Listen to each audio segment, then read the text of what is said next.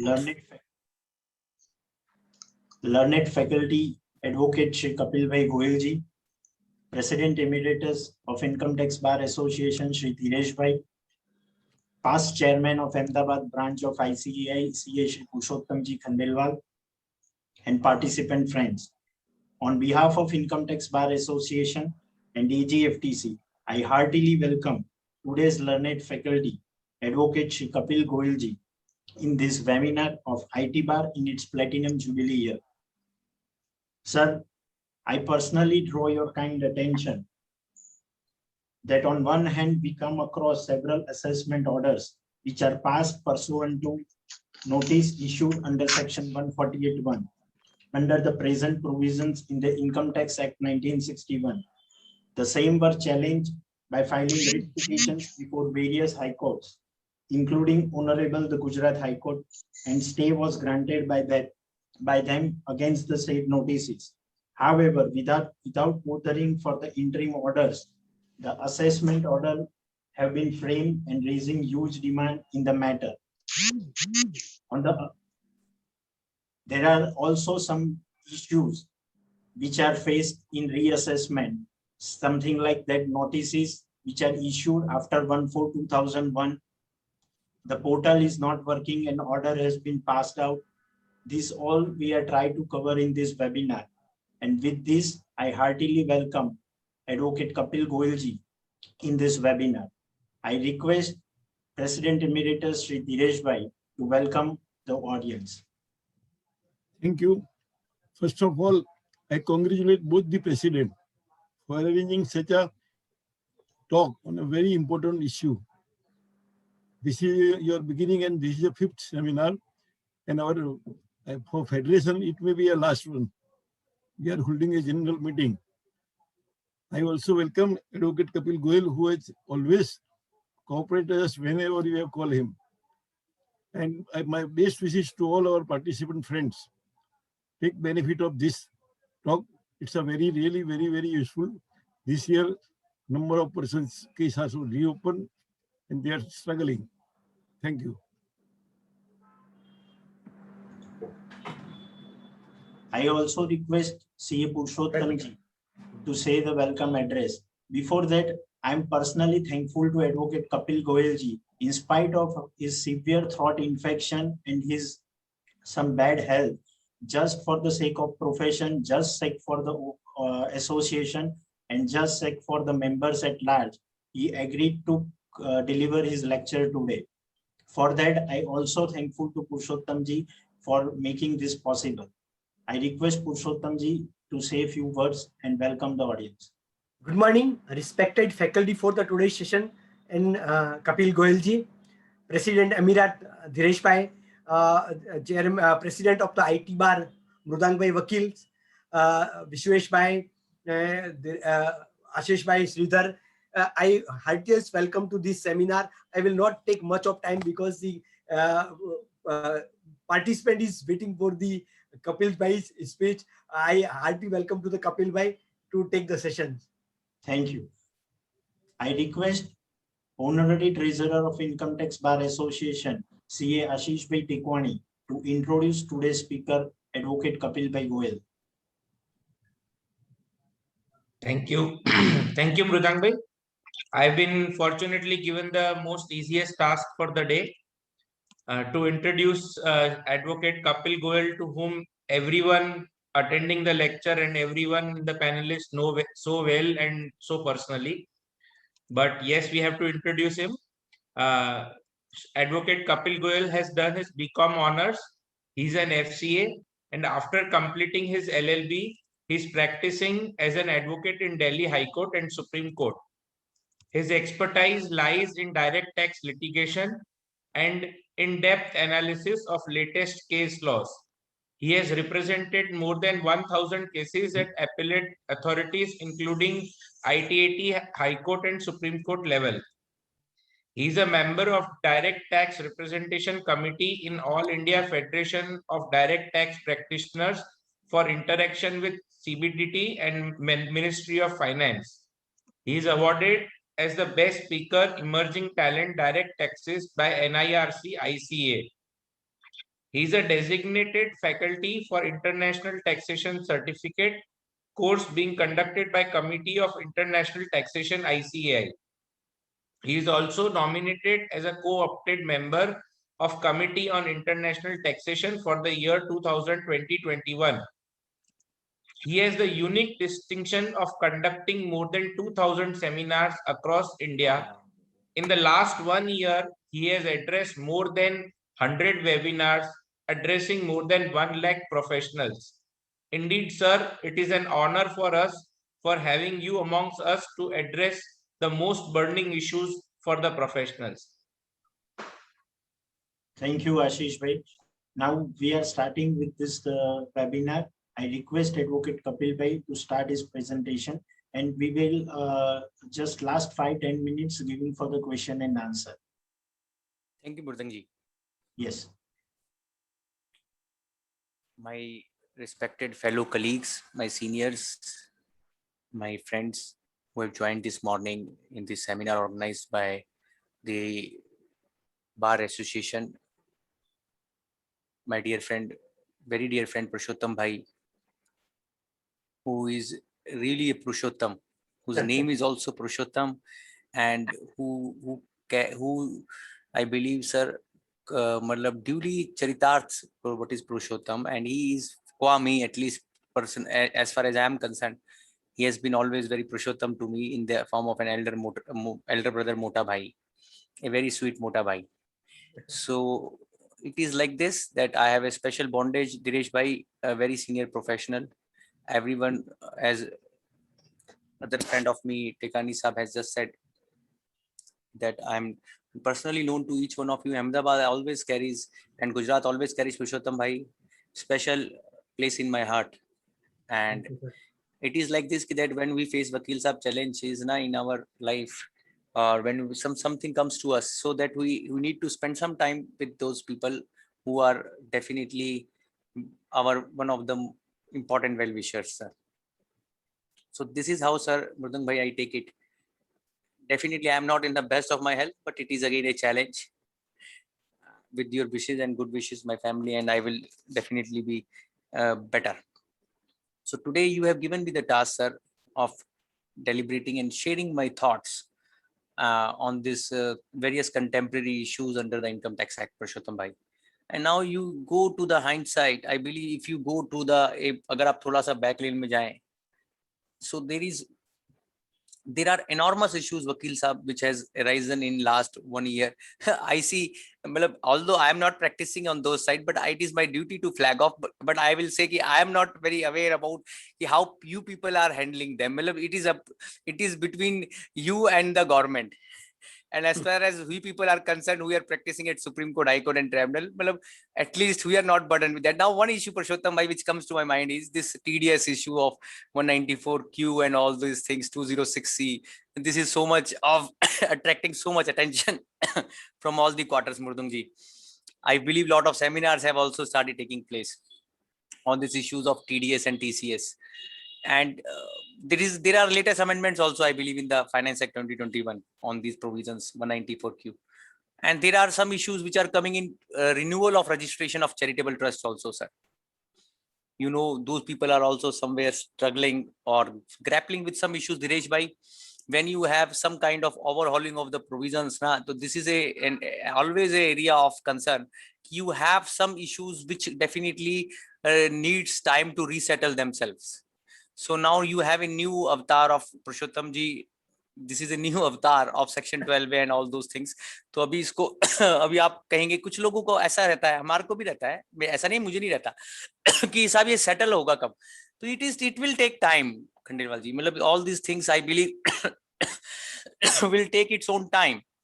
So charitable trusts are having its own issues. TDS, TCS are having their own compliance issues, sir. And these are compliance issues, I believe, broadly. Procedural issues and compliance issues, Vakil Saab. There are substantive issues also, sir, which are coming now. You say people are asking us questions now. There is a special regime of partnership from taxation. there are new rules which have been made in the income tax rule book and the income tax act. I believe there are few new rules who do it A, B and rule. I cannot go through Purushottam bhai completely, but yes, I was just somebody like your friend has sent me. I read that notification. वो इतना complex हो गया दिनेश भाई, उसको मेरे लिए समझना, मेरे जैसे कम समझ के व्यक्ति के लिए समझ पाना बहुत ही डिफिकल्ट काम है। ऐसा लगता है मुझे मानसरोवर कैलाश जाने के लिए कहा जा रहा है या गंगा सागर जाने के लिए कहा जा रहा है उस रूल 8AB को। और कोई मुझे मेरे से कोई इसने कहा आप सेमिनार ले लीजिए, मैंने कहा भैया मेरे जैसे कम समझ के व्यक्ति को क्यों बुलाना चाहते हैं जिसको खुद ही समझ में नहीं आया अभी कुछ भी। तो ऐसा है दिनेश भाई, वो रूल 8AB आप पढ़ें तो आपने पढ़ा होगा दिनेश भाई, वो 45 सबसेक्शन 4 क्या उन्होंने पार्टनरशिप कम का करा है, वो पता नहीं पुरुषोत्तम जी उसको इतना कॉम्प्लेक्स कर दिया है अभी कि वो उसका कुछ पोर्शन कहाँ जाएगा, कुछ पोर्शन कहाँ जाएगा, मतलब I don't know, in the name of taxing something you can't do like this. It is my humble thought, I am sorry, a thought coming from a smallest person, a very small person. So I can't fathom this change in 45 4 or 4A, Vakil Sahab, and this your association should take head on. At least you can make a committee. From my humble suggestion, sir, you are a very pioneer organization in the Gujarat, and Gujarat has also always a prominent place now in the all political class of this country. So it is no, and I know few of my good friends, and I can say juggernaut friends, Dinesh bhai, are very close to our higher alkans. So I can say on record. So I wish that, I pray and I humbly feel, Vakil Sahab, this issue of partnership from change should be taken head on. I believe this is creating, Purushottam bhai, a serious taxation on that amount, which is absolutely notional according to me. It is absolutely encroachment, Dinesh bhai, if we test on broader principles of the law. तो ये जो change है, मुझे ऐसा लगता है, मेरा अपना हम्बल ओपिनियन है सर, कि ये कहीं ना कहीं इरोजन ऑफ रियल इनकम को और ज्यादा खतरनाक कर देता है और कहीं ना कहीं नोशनल इनकम की तरफ, हाइपोथेटिकल इनकम की तरफ बढ़ जाता है, जिस तरीके का इन्होंने रूल 8AB को और 45 को बना दिया है अभी सर। तो पुरुषोत्तम भाई, इसको आप लोगों को टेकअप करना चाहिए, जैसा तो आप लोग इसको नोट कर लें सर, इस इश्यू को, क्योंकि ये बहुत आगे हमारे को कहीं ना कहीं अगर हम इसको नहीं बोलेंगे तो भी फिर दिक्कत भी हो जाएगा सर। क्योंकि क्या है कि कुछ चीजें ऐसी हैं, हर एक चीज जुडिशरी से पुरुषोत्तम भाई एक्सपेक्ट नहीं की जा सकती, सॉरी, कुछ चीजें तो जिसने चेंज किया है उसी को समझना पड़ेगा कि वो चेंज बैलेंस्ड हो, ऑब्जेक्टिव हो, रैशनल हो, और वो क्या नाम इक्वल उस पे लाता हो, इगैलिटेरियन हो, डेमोक्रेटिक हो। तो वो भी एक बात थी। तो मैंने 3 चेंजेस अलग से फ्लैग कर दिए वकील साहब। एक तो प्रोसीजरल चेंजेस हैं जो TDS TCS वाले हैं, वो तो आप लोग अभी ग्रैपल करते हैं, और अभी आपको वो 12AA वाला चेंज भी ग्रैपल करना होता है, 12AB क्या सेक्शन आया है नया, और सब रिन्यूअल कराना होता है सर। और तीसरा अभी ये जो चेंज है पार्टनरशिप फर्म वाला, तो जो लोग पार्टनरशिप फर्म में हैं उनके लिए तो पार्टनरशिप फर्म में जो कोई आना जाना, मतलब जैसे कहते हैं इनकमिंग आउटगोइंग, तो उसमें बड़ा वो आप उसको कंसल्ट कर लें, और जो आपको अच्छा समझा सके उसकी समझदारी से लें, मतलब कम समझ से उससे निर्णय ना लें, मतलब जैसे मेरे जैसा व्यक्ति है उससे ना पूछे कभी भी क्योंकि मेरे समझ में नहीं आ रहा अभी तक क्या हुआ। नहीं पुरुषोत्तम जी, सीरियसली मैं बोल रहा हूँ, मैंने कई बार उसको पढ़ा, ऐसा नहीं है, मैंने कल पढ़ने की कोशिश करी उसको 2-3 बार, तो मेरा को लगा यार ये क्या है, व्हाट इज दिस, मतलब हम एनी चलिए, इतना कहना काफी था। और ऊपर से जैसे अभी एक चेंज वकील साहब जो मैं ये सोचता हूँ कि सिस्टम में हमेशा पॉजिटिव चेंजेस होने चाहिए। हम में से कोई भी व्यक्ति ऐसा नहीं है जो ये नहीं चाहता कि सिस्टम में धीरेश भाई प्रोग्रेसिव चेंजेस ना हो या पॉजिटिव चेंजेस ना हो, और सिस्टम में पॉजिटिव चेंज होना हमारे में से किसी को भी अखरता नहीं है, बट ऐसा चेंज होना जो आपको और अनसर्टेनिटी में और अनप्रिडिक्टेबिलिटी में डाल दे। मुझे एक वर्ड याद आता है धीरेश भाई, जो मैंने जस्टिस चंद्रचूड़ साहब जो हमारे देश के सुप्रीम कोर्ट के माननीय जज हैं, उनके एक फैसले में पढ़ा, आप नोट कर सकते हैं, unpredictability is totally antithesis to a good tax culture. Unpredictability, are you noting this word? Now unpredictability कहां आती है पुरुषोत्तम भाई? जस्टिस चंद्रचूड़ साहब ने बोला मारुति सुजुकी के केस में जो फैसला था कि जब एमालगामेशन हो जाता है कंपनी का, आप उसके ऊपर भी नोटिस दे देते हैं।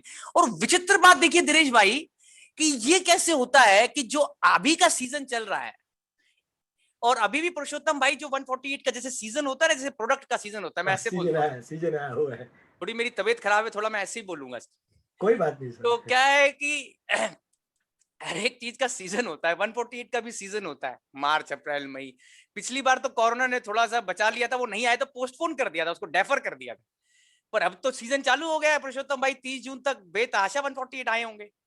बहुत आए। और दिनेश भाई एक चीज मैं जो नोट करना चाह रहा था, मारुति सुजुकी की जजमेंट सही 416 ITR पेज नंबर 603 आप नोट कर सकते हैं। डिपार्टमेंट ने इस बार भी नोटिस उन कंपनियों को दे दिए जिनका ऑलरेडी अमालगामेशन NCLT और NCLAT के ऑर्डर के तहत हो चुका है वकील साहब। अब प्रश्न ये चालू हुआ, एक प्रैक्टिकल इशू जो कंटेम्प्रेरी इशू है कि मेरे से बहुत लोगों ने पूछा दिनेश भाई कि क्या उन लोगों को रिटर्न भरना अनिवार्य है धारा 148 के तहत 148 के तहत, जो कंपनी ऑलरेडी जिसका विलय है ही नहीं, जिसको 148 जिस दिन दिया गया उस दिन उस कंपनी का ऑलरेडी अमालगामेशन हो चुका है। Is he required to file return under 148? The question is this. Or let us pose this question in the different way. If there is a person who is dead person, मतलब वो जो death हो गया है, जिसका death हो गया है, परमात्मा के पास चला गया हो, तो परमात्मा के पास चला गया, आप उसको बोल रहे हो कि वापिस आ भैया और तू हमारे नोटिस का कंप्लायंस करिए, तो संभव नहीं हो पाएगा पुरुषोत्तम भाई। He cannot come out of its grave to comply with the notice of the income tax department. और ये बात गुजरात हाईकोर्ट के जज साहब जस्टिस पाड़ीवाला साहब हैं, उन्होंने लिखा एक ऑर्डर में अभी 2021 में कि डिपार्टमेंट को समझना चाहिए कि क्या डिपार्टमेंट ऐसा सोचता है कि taxes and death are only certain, कि डेथ के बाद भी टैक्स लग जाएगा इस तरीके से। तो पॉइंट इज दिस कि मारुति सुजुकी का जो सुप्रीम कोर्ट का ऑर्डर था दिनेश भाई, दैट सेड कि that notice issued in the name of the person which is not existing in the eyes of the law, that is amalgamated company, is bad in law Purushottam भाई। That is Supreme Court ruling in Maruti Suzuki 416 ITR 603. Now in that judgment, Justice Chandrachud Sahab, who is one of the prominent judges of our Supreme Court, he has said in last paragraph, पुरुषोत्तम भाई, 3 चीजें चाहिए tax culture को अच्छा बनाने के लिए, आप सब नोट कर सकते हैं, ये आपका ऑर्गेनाइजेशन, आपको जब भी रिप्रेजेंटेशन देना हो आप उसको यूज करें। प्रिडिक्टेबिलिटी, सर्टेनिटी और कंसिस्टेंसी। Certainty and uniformity. अब predictable, certain and uniform tax regime की बात करिए जस्टिस चंद्रचूड़ साहब, आप समझ रहे हैं सर? तो मैं कहा था, आप एक तरफ तो उन लोगों को नोटिस दे रहे हैं जो लोग डेड पर्सन हैं, मतलब जिनका अभी लिविंग पर्सन नहीं है। मेरा हम्बल ओपिनियन ये है सर, पुरुषोत्तम भाई क्यूरी का भी आंसर दे देता हूं मैं हाथ की हाथ, कि आपको सिर्फ इतना करना चाहिए, मेरा ओपिनियन है हम्बल, धीरेश भाई आप करेक्ट करिएगा, कि जो लोग डेथ हो चुका, जिसका जैसे डेथ होता है, सिविल डेथ होता है, एक तो अमालगामेशन हो गया, एक भगवान ने बुला लिया, एक जो लिविंग पर्सन चला गया, वो जो फिजिकल जैसे जिंदा पर्सन चला गया, तो अभी क्या होगा, अभी उसको किसी को रिटर्न नहीं भरना होता, उसको ये बोलना होगा कि साहब हमारा ये एसएससी जिसको आपने नोटिस दिया, ये अब तो वैसे भी 30 जून खत्म हो गया, दोबारा नोटिस तो नहीं आ सकता ना जो टाइम बार हो गया। Are you getting my point Purushottam भाई? यस यस, वो तो 30 जून तो जा चुकी है ना, ये भी पॉइंट है प्रैक्टिकल। तो क्वेश्चन इज दिस कि आप उसमें सिर्फ इतना लिखना चाहिए, मेरा ओपिनियन है धीरेश भाई, आप नोट कर लीजिए प्रैक्टिकल राय, कि ये पर्सन जिसको आपने नोटिस दिया ये डेड पर्सन है, उसका ये डेथ सर्टिफिकेट है या ये अमलगमेशन ऑर्डर है, जो भी आपके पास अमलगमेशन ऑर्डर है, और ये वो कौन फाइल करेगा, ये अर्स्ट फाइल कंपनी, जैसे किसी ने पूछा कौन फाइल करेगा गोयल साहब, जो फाइल करेगा जो आज सक्सेसर कंपनी है ऑन इन नेम ऑफ अर्स्ट file company on, are you getting my point? Yes. और ऐसे ही जो इंडिविजुअल है उसके केस में लीगल हायर फाइल करेगा, are you getting my point sir? Yes, under yes. तो रिटर्न नहीं भरना है यहाँ पर, this is a classical case कि where you are not suppose to file return because return can not be file. Are you getting my Purushottam भाई? Yes. Return तो तब भरेंगे ना जब जिंदा होता, जब जिंदा होगा या कंपनी, क्या उन्होंने जब जो नोटिस दिया होता तो उस आदमी को दिया होता प्रॉपर रिप्रेजेंटेटिव कैपेसिटी में। Are you getting my point? Notice is not issued in the name of representative SSC, वो जो रिप्रेजेंटेटिव एसएससी आप जानते हैं ना सेक्शन 159 के आगे हैं। तो कहने का मतलब ये था, मैं धीरेश भाई क्या बात कर रहा था, ये तो एक क्वेश्चन हम चले गए थोड़ा सा इधर, पर मैंने आपको उसका आंसर भी दे दिया कि notice issued in the name of the person which is not existing in the eyes of the law is void ab initio, and Gujarat high court has been pleased to hold through justice Pardiwala साहब his lordship, a senior judge of Gujarat High Court, in various decisions, and Supreme Court has also held it. Are you getting my point, sir? Yes. So अब धीरेश भाई, am I with you, sir? मेरा video audio ठीक है ना? बिल्कुल सही है। Yes. So I was submitting, sir. I was submitting one thing कि that what is the concept of predictability? मैं था सिस्टम पे जो चेंज हुआ है, तो वकील साहब जो अभी सिस्टम में चेंज हुआ, जैसे आपने हम सबने देखा, मेरे को तो ज्यादा नहीं देखने का मौका मिलता क्योंकि मैं तो आपके आशीर्वाद से अभी ट्रिब्यूनल की प्रैक्टिस करता हूँ हाईकोर्ट की, तो इसलिए, पर मुझे आप लोगों की भावना, तो मन की बात कहते हैं ना, मन की बात, अंडरलाइन वर्ड इज मन की बात, अपनी मन की बात तो एक दूसरे को, हमें वकील साहब हिरेन भाई पता चलती रहती है, चाहे कोई इसको अच्छा ही मानेगा, बुरा तो नहीं मानना चाहिए मन का बात को। तो पॉइंट ये है कि मन की बात में ये आंसर आया, गोयल साहब ये तो बड़ा खतरनाक चेंज कर दिया अभी सिस्टम में। अभी हम लोग जाते हैं, हम अभी आप ही नहीं बोला गोयल साहब, सिस्टम चल ही नहीं रहा और ऑर्डर पास हो गया, ऐसा ही बोला ना अभी मृदंग भाई ने आपने कुछ ऐसा कुछ बोला था अभी, क्या बोला था? Yes, yes, मेरी तबीयत जरूर खराब है पर मेरा ध्यान रहता है सर। yes. पर पॉइंट ये है, जो ब्रॉडर पॉइंट ये है सर, कि जैसे किसी डिपार्टमेंट ने सिस्टम को चेंज किया, अब आप एक बड़ी इंटरेस्टिंग चीज देखिए, आप इसको प्रिडिक्टेबल बना रहे हैं या अनप्रिडिक्टेबल बना रहे हैं? मैं इस ऐसे एनालाइज करना चाहता हूं as a student of law, Purushottam भाई। जी, it is making the things predictable और unpredictable, that is the question, and I believe the smile on your face gives the answer to all my audience. Yes, so क्या है, क्या? हाँ बोलिए, हमारे अध्यक्ष आप कुछ कह रहे हैं। हाँ बोलिए अध्यक्ष आप। yes, it's unpredictable. हाँ देखिए कितना साफ आंसर दिया इन्होंने, बिल्कुल एकदम जैसे ही हैंडसम है ऐसे ही इनका हैंडसम आंसर है। तो क्वेश्चन ये है कि साहब आपने सिस्टम चेंज कर दिया, अच्छी बात है, we are with that, but जो सिस्टम चेंज करने के बाद वकील साहब जो हमारा सिचुएशन है एसएससी का पॉइंट ऑफ व्यू से, जैसे उसको अपना रिप्लाई फाइल करना होता है, कंप्लायंसेस करने होते हैं भाई साहब, और उसको डिपार्टमेंट से कोई एक अपेक्षा होती है कि उसको कंसीडर करके वो उसका कर निर्धारण करे या एडजुडिकेशन करे, तो ये सब चीजें कहीं ना कहीं पुरुषोत्तम जी क्वेश्चन मार्क में आ गई हैं। और आप देखिए पूरा जो सिस्टम है वो कहीं ना कहीं इफ्स एंड बट्स पे चल रहे हैं क्या? मेरा क्वेश्चन एक और है, are we working on ifs and buts? Ifs and buts समझते हैं वकील साहब ना? इफ्स एंड बट्स का मतलब कि इफ एंड बट क्या है? What is this if and but? What is this if and but? और आप बोल रहे हैं कि गोयल साहब मुझे तो बड़ी हैरानी हुई बात सुन के जो आपने अभी मुझे बोली कि गोयल साहब जब हमने गुजरात हाईकोर्ट गए ऑनरेबल हाईकोर्ट के पास और उन्होंने वो जो फेसलेस असेसमेंट वाले ऑर्डर्स में इंटरिम ऑर्डर पास करके स्टे दे दिया, उन्होंने उसमें भी फाइनल ऑर्डर पास कर दी। That is what you said. I correctly listened to you or not? correctly, बराबर, yes sir. That is a serious contempt of the court. Court. This is seriously against the rule of law. हमारा संविधान कहता है हम rule of law में, धीरेश भाई, अगर high court के इंटरिम ऑर्डर का पालन वही अधिकारी नहीं करेगा जिस केस के अंदर उसको डायरेक्शन आई है, तो किस केस में करेगा sir? This is a case where your bar should take it and high it on, sir, to the with the administrative side, sir. What is this? What is this? Well, this is the most shocking and egregious thing which I can hear from you, Vakil Sahab. That if a stay order is there by my lords of the Honorable High Court, and you say, Goel Sahab, in the pendency of that interim order, or the executive and the officer department faceless assessment has passed the final order, then I believe it is the most shocking and most horrendous and most serious blooper and howler.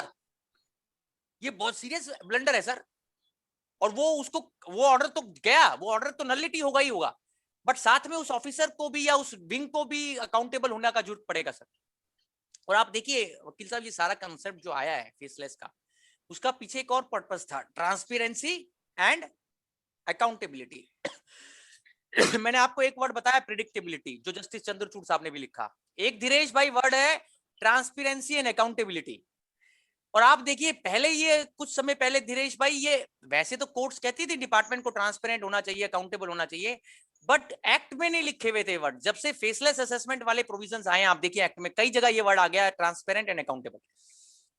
तो government ये नहीं कह सकता department वकील साहब की साहब हम बिना ट्रांसपेरेंट हुए भी काम कर सकते हैं, बिना अकाउंटेबल हुए भी। मैं तो चाहता हूं, मैं ये बोलता हूं हम्बली कि हर एक इशू पे पुरुषोत्तम भाई अब ट्रांसपेरेंसी और अकाउंटेबिलिटी का फैक्टर साथ साथ चलेगा और चलना चाहिए। Are you getting my point sir? Yes yes. So you see, and अब मैं इसको आपको एक एग्जांपल देता हूं। जैसे अभी आपने बोला वकील साहब की इन्होंने ऑर्डर पास कर दिए और सिस्टम ब्रेकडाउन है और फिर भी ऑर्डर पास कर दिए या और हाईकोर्ट का अवमानना कर दिया, तो उसमें अकाउंटेबिलिटी किसका है? इन सब केसेस में वकील साहब आपका बार को एक और पॉइंट लेना चाहिए, जो हमारे कुछ मैंने किस आर्ग्यू किया। अपना एक ऑर्डर आपको बताता हूं दिल्ली हाईकोर्ट में, संजय अग्रवाल के नाम से जस्टिस सिकदर साहब थे उसमें दिल्ली हाईकोर्ट में, पुरुषोत्तम भाई उस एसएससी ने वो, क्योंकि नीचे छोटा भाई हमारा कर रहा था सस्पेंड, संदीप, तो हमने उसको धीरेश भाई क्या हुआ, एक केस में अकाउंटेबिलिटी का इश्यू हमने दिल्ली हाईकोर्ट को बोला। मैंने कहा सर ये असेसमेंट सेट असाइड करने से नहीं चलेगा, आप इनको ये भी लिखिए कि ये अकाउंटेबिलिटी भी फिक्स करें। क्यों पास किया? नहीं, मेरे 4 बार पर्सनल हियरिंग मांगने के बावजूद इन्होंने ये कैसे सोच लिया कि साहब नहीं हम नहीं देंगे, और जब गोयल साहब हाईकोर्ट में इनका एसएससी चला जाएगा और तब हाईकोर्ट वापस भेजेगा तब देंगे। ये कौन सा तरीका हुआ? इससे तो ये हुआ पुरुषोत्तम भाई कि जैसे पुरुषोत्तम जी पुरुषोत्तम है, उनको तो ओरल हियरिंग मिल गया, बहुत जो सिलेक्टेड बड़े अच्छे गुणी लोग हैं, और कपिल गोयल जैसे लोग हैं उनको आपने छोड़ दिया, कहा कि वो जो मर्जी मांगे, ना तो उनको शोकॉज देंगे ना उनको ओरल हियरिंग देंगे, कुछ नहीं देंगे वकील साहब, और उनका ऑर्डर भी ऐसे ही पास कर देंगे। ऐसा हुआ है। मुझे किसी ने बोला कि कुछ सिलेक्टेड जो लोग हैं उनको पर्सनल हियरिंग ओरल हियरिंग मिली है। मिल गए, सही सही बात है सर।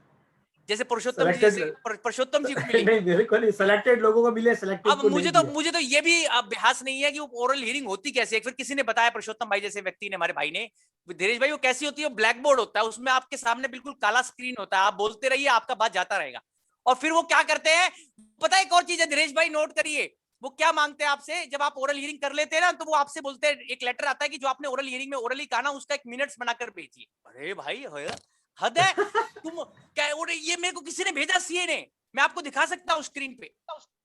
What happened, वकील साहब, एक आदमी को उन्होंने बहुत लकी आदमी, जिसका प्रारब्ध बहुत अच्छा था, प्रारब्ध समझते हैं ना, उसको इन्होंने हिरेन भाई ओरल हियरिंग दे दिया। उसने अपना मन का बात भी वहां कह दिया, ब्लैक स्क्रीन पे, ब्लैक बोर्ड पे, और वो वहां पर रिकॉर्ड भी हो गया, जैसे आप रिकॉर्ड कर रहे हैं मेरा बात। तो उसके बाद वहां से एक लेटर आया, प्रेम पत्र। वो कहते नहीं भैया, तुमने जो कुछ कहा था सब कुछ हमें राइटिंग में लिखकर बताओ, तुमने दोबारा से क्या कहा था। वो मतलब भैया मैंने तो जो ओरली बोल दिया, मुझे अगर किसी ने नहीं लिखा होगा पुरुषोत्तम भाई, तो याद कैसे रहेगा? याद थोड़ी रहेगा, वर्ड टू वर्ड कभी नहीं रहेगा।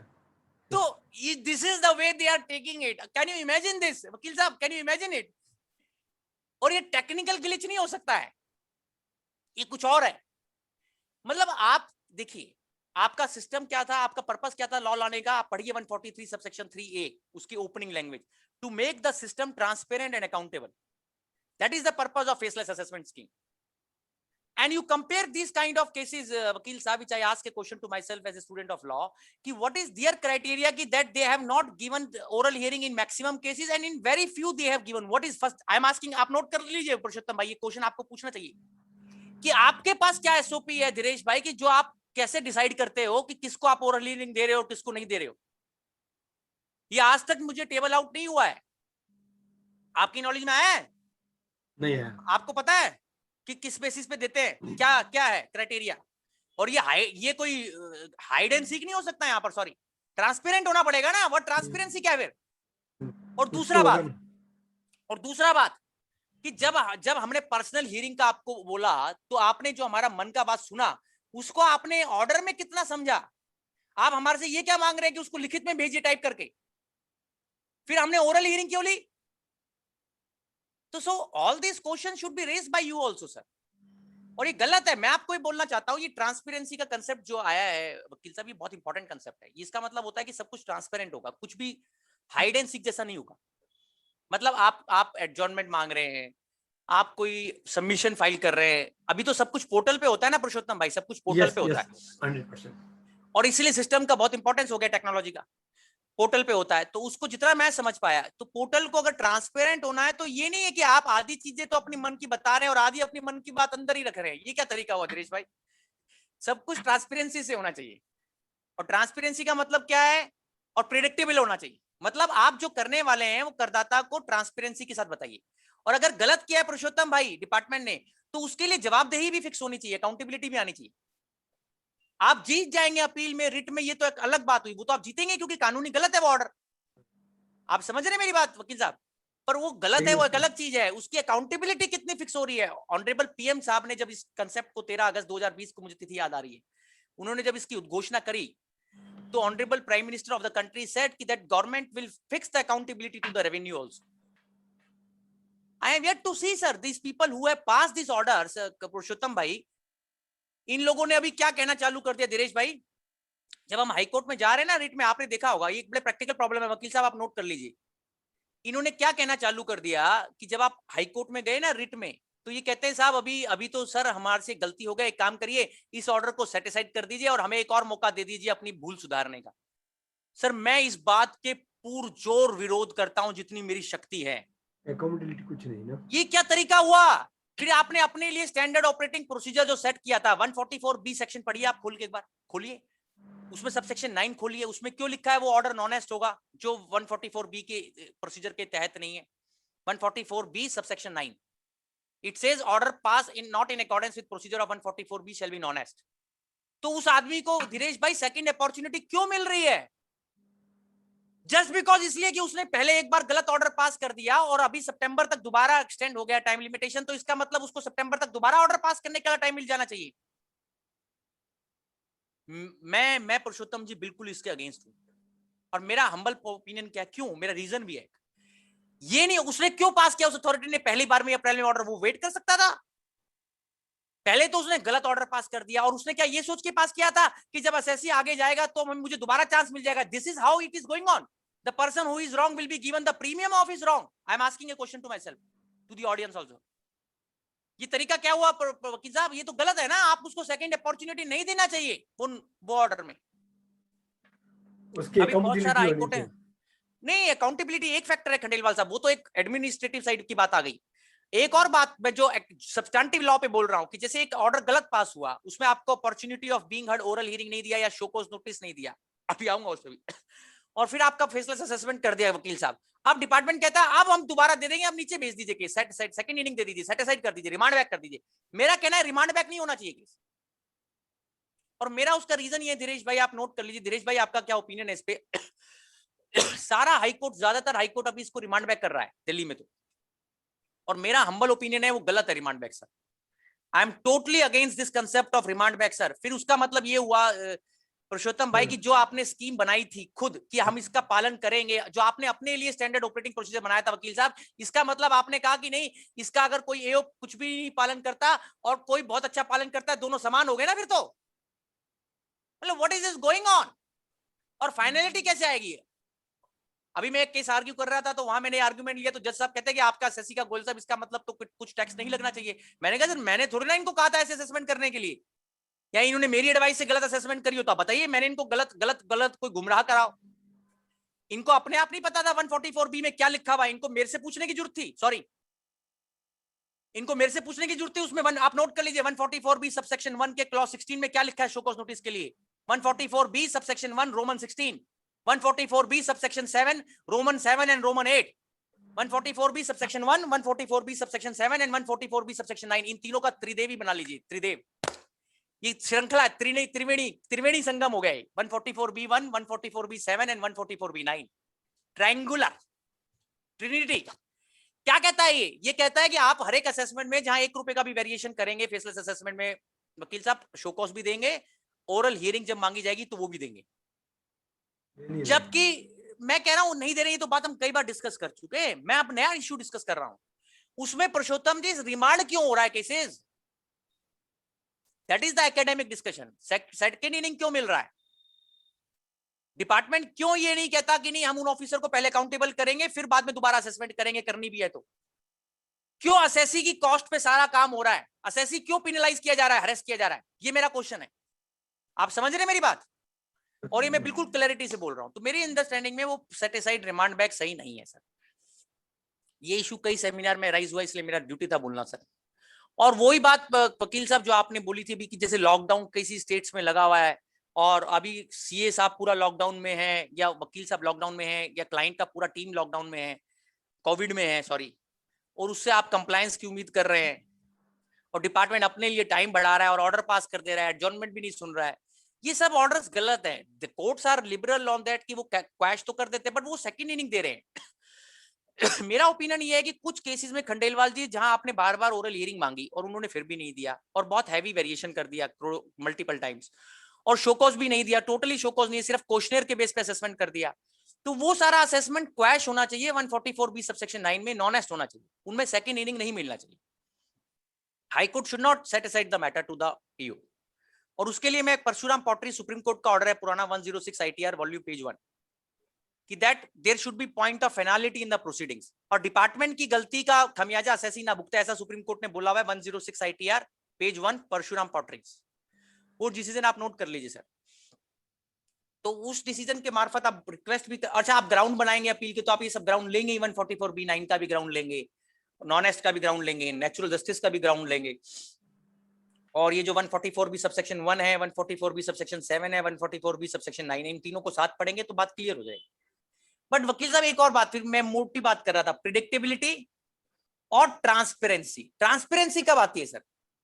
ट्रांसपेरेंसी जब आती है जब आपके मन की बात सामने वाले को तरीके से पता चल जाए बिना किसी माइनस के सॉरी. अब माइनस क्या कहेंगे गोयल साहब? आप पता चले सब कुछ असेसी को जो पता चलता है वो ऑर्डर से पता चलता है. क्या ऑर्डर शो कॉज नोटिस होता है धीरेश भाई? क्या ऑर्डर को शो कॉज नोटिस बोला गया है? मतलब फाइनल ऑर्डर को, ड्राफ्ट ऑर्डर को नहीं बोल रहा. ड्राफ्ट ऑर्डर शो को चलो मान भी सकता हूं, मुझे आ गया तो बट अभी वकील साहब क्या हो रहा है कि जो जो जो ट्रांसपेरेंसी किसको रिफ्लेक्ट करता है पुरुषोत्तम भाई? आई एम आस्किंग यू, आप बताइए ट्रांसपेरेंसी से आप क्या समझते हैं? बताइए। ये जो सामने वाला समझे वही सामने वाला समझे, समझाने वाला और समझने वाला दोनों। और ट्रांसपेरेंसी जो का सबको मतलब ये पब्लिक में भी पता चला तो वो क्लियर कट होना चाहिए कि भाई उसमें कुछ। मैं ट्रांसपेरेंसी से ये समझता हूं कि जो भी असेसिंग ऑफिसर ने या इनकम टैक्स डिपार्टमेंट ने या टैक्स अथॉरिटीज ने एसएससी के खिलाफ कलेक्ट किया एसएससी के बैक पे, वो उसको हम्बली और ग्रेसफुली एसएससी को कन्फ्रंट करने का मौका दे प्रॉपरली। धीरेश भाई, अब ऐसा होगा कि अगर वो सब बातें एसएससी को पता ही नहीं चलेंगी जो उसे बतानी है, पता चला आपने अभी क्या हुआ वकील साहब, एक केस में शोकॉज जो एसएससी को आया वो आया एक्स पॉइंट पे कि इस पे एडिशन क्यों ना कर दिया जाए।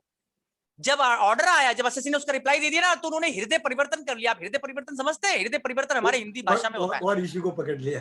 अब भाई साहब ये कैसा है? अब यार ये क्या मतलब हुआ? आप उस हृदय परिवर्तन को जब कर रहे हैं तो मैं आपको बड़ी सिंपली बोल रहा हूँ, ये बातें बड़ी दूर सीरियस है, मैं बोल लाइटली रहा हूं। हृदय परिवर्तन समझते हैं आप कि जैसे आपने कहा कुछ, एसएससी को बताया कुछ और करा कुछ, तो ये नहीं होना चाहिए। और आप देखिए इतने सारे असेसमेंट ऑर्डर होंगे जहां पुरुषोत्तम भाई इस तरीके से एडिशन किया गया जो शोकोज नोटिस है और असेसमेंट ऑर्डर वेरिएंस पे है। वेरिएंस नहीं, उस पॉइंट पे शोकोज नहीं दिया जिस पॉइंट पे फाइनल रीजनिंग एडिशन। हाँ, तो ये भी गलत है, दैट इज रॉन्ग। अभी आपने 10 लाख रुपए की असेसमेंट पे शोकोज दिया, मेरे को किसी ने पूछा, और एडिशन जब करने पे आए तो 10 करोड़ का कर दिया। मतलब वो 10 करोड़ वाले पे शोकोज नहीं है, 10 लाख पे है। और वो जब एडिशन करने पे आया तो उसका जैसे कहते हैं ना, वो वेरिएंट हो जाता है, डेल्टा वेरिएंट, फलाना वेरिएंट, वो वेरिएंट हो गया, वो 10 गुना हो गया। अरे भैया तुम बता तो देते ही वेरिएंट आ रहा है, इसका म्यूटेशन हो रहा है। ये तो ना म्यूटेशन का पता चला ना वेरिएंट का पता चला खंडेलवाल साहब, इधर रिजल्ट ही आया। और मैं बहुत बहुत सीरियसली बोल रहा हूं ये बात, not for sake of saying, we have cases with us. अब आपने किसको, वकील साहब ये किसकी ड्यूटी? अच्छा एक बात देखिए, आप कहेंगे यार, मैं एक बात और कहना चाहता हूं इस बात पे ताकि वो रह ना जाए। लोग कहते हैं कि गुल साहब आपको तो काम मिल रहा है, आप तो वकील है हाईकोर्ट के, आपके पास एसएससी आता है, फीस देते हैं आपको, तो फीस लेकर काम करते हैं आप तो रिचर हो रहे हैं, आपको क्या दुख हो रहा है? तो दुख इसलिए हो रहा है, सोशल जस्टिस का कंसेप्ट है हमारे संविधान में, और हमारे संविधान के ओपनिंग लैंग्वेज हुई द पीपल लिखा हुआ है, अगर आपको हम सबको याद है, हुई द पीपल। फ्रेटर्निटी की फीलिंग होनी चाहिए। सिर्फ मुझे पैसा मिल रहा है या मैं अच्छा वकील हूं या मेरे पास काम अच्छा आ रहा है तो इससे मुझे कोई फर्क नहीं पड़ता sir, I least bother about it, sorry with due respect. पर खंडेलवाल जी, मेरे को ये बात कहने में कोई शर्म नहीं है कि इस सब चीजों से आपने उस आदमी को ड्रॉप, अच्छा कुछ असेसमेंट इन्होंने बहुत अच्छे भी किए हैं, इसमें भी कोई दो राय नहीं, बट जहां आपने नेचुरल जस्टिस फॉलो नहीं किया, जहां पर्सनल हियरिंग नहीं दी, जहां एसएससी को कोई मौका नहीं मिला अपनी मन की बात रखने का, जहां एसएससी का एडिशन जो हुआ है वो बिल्कुल उसको बिना एक अननोन रीजंस पे हुआ है, अनविजिबल रीजंस पे हुआ है, वो सब असेसमेंट वकील साहब गलत है। रादर सबसे पहला काम अगर आपकी ऑर्गेनाइजेशन को करना चाहिए तो वो डिपार्टमेंट को बोलना चाहिए कि उन ऑफिसर उन विंग को अकाउंटेबल करे, रीजनल जो भी इनका फेसलेस असेसमेंट सेंटर जहां पर हुआ है, आप समझते हैं कहां हुआ assessment, regional faceless assessment centre, AU assessment unit, ICU नहीं असेसमेंट यूनिट, आईसीयू अलग हो गया, आईसीयू इंटेंसिव केयर यूनिट हुआ, ये असेसमेंट यूनिट हुआ, थोड़ा सा अलग अलग है पर दोनों मुझे लगता है काम कुछ वैसा ही होता है। तो असेसमेंट यूनिट और national regional faceless assessment centre की जवाबदेही तय हो खंडेलवाल साहब। और अभी आप देखिए धीरेश भाई, अभी हमारी फेसलेस अपीलें चालू हो गई, डिसाइड होना अभी नहीं हुई।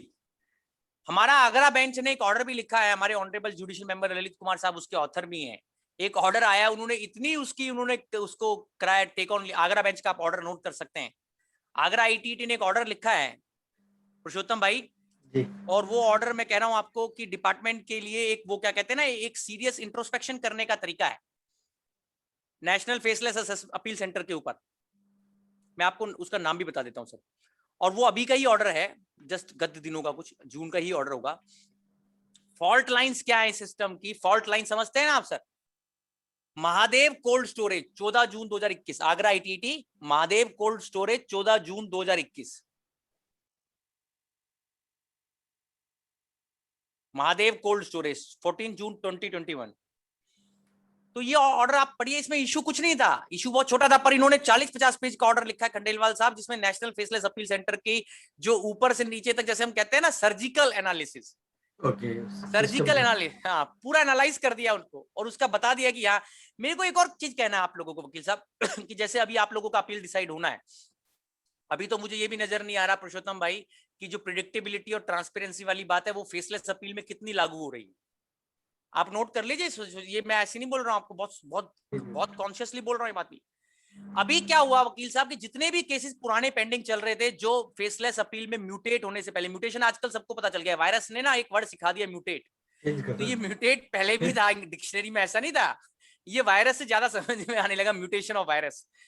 तो क्या हुआ जब फेसलेस अपील में म्यूटेट हुई पुरानी अपीलें, वो आज तक भी पेंडिंग है मेरी अंडरस्टैंडिंग में, अभी बहुत सारी अपीलें 90% डिस्पोज नहीं हुई है, उनका अभी डिस्पोजल का जो लक है वो प्रारब्ध अभी आया नहीं है खंडेलवाल साहब, अभी आएगा, वो कह रहे हैं हो जाएंगी, उम्मीद रखिए हो जाएंगी, शायद विवाद से विश्वास चल रहा है इसलिए पेंडिंग है।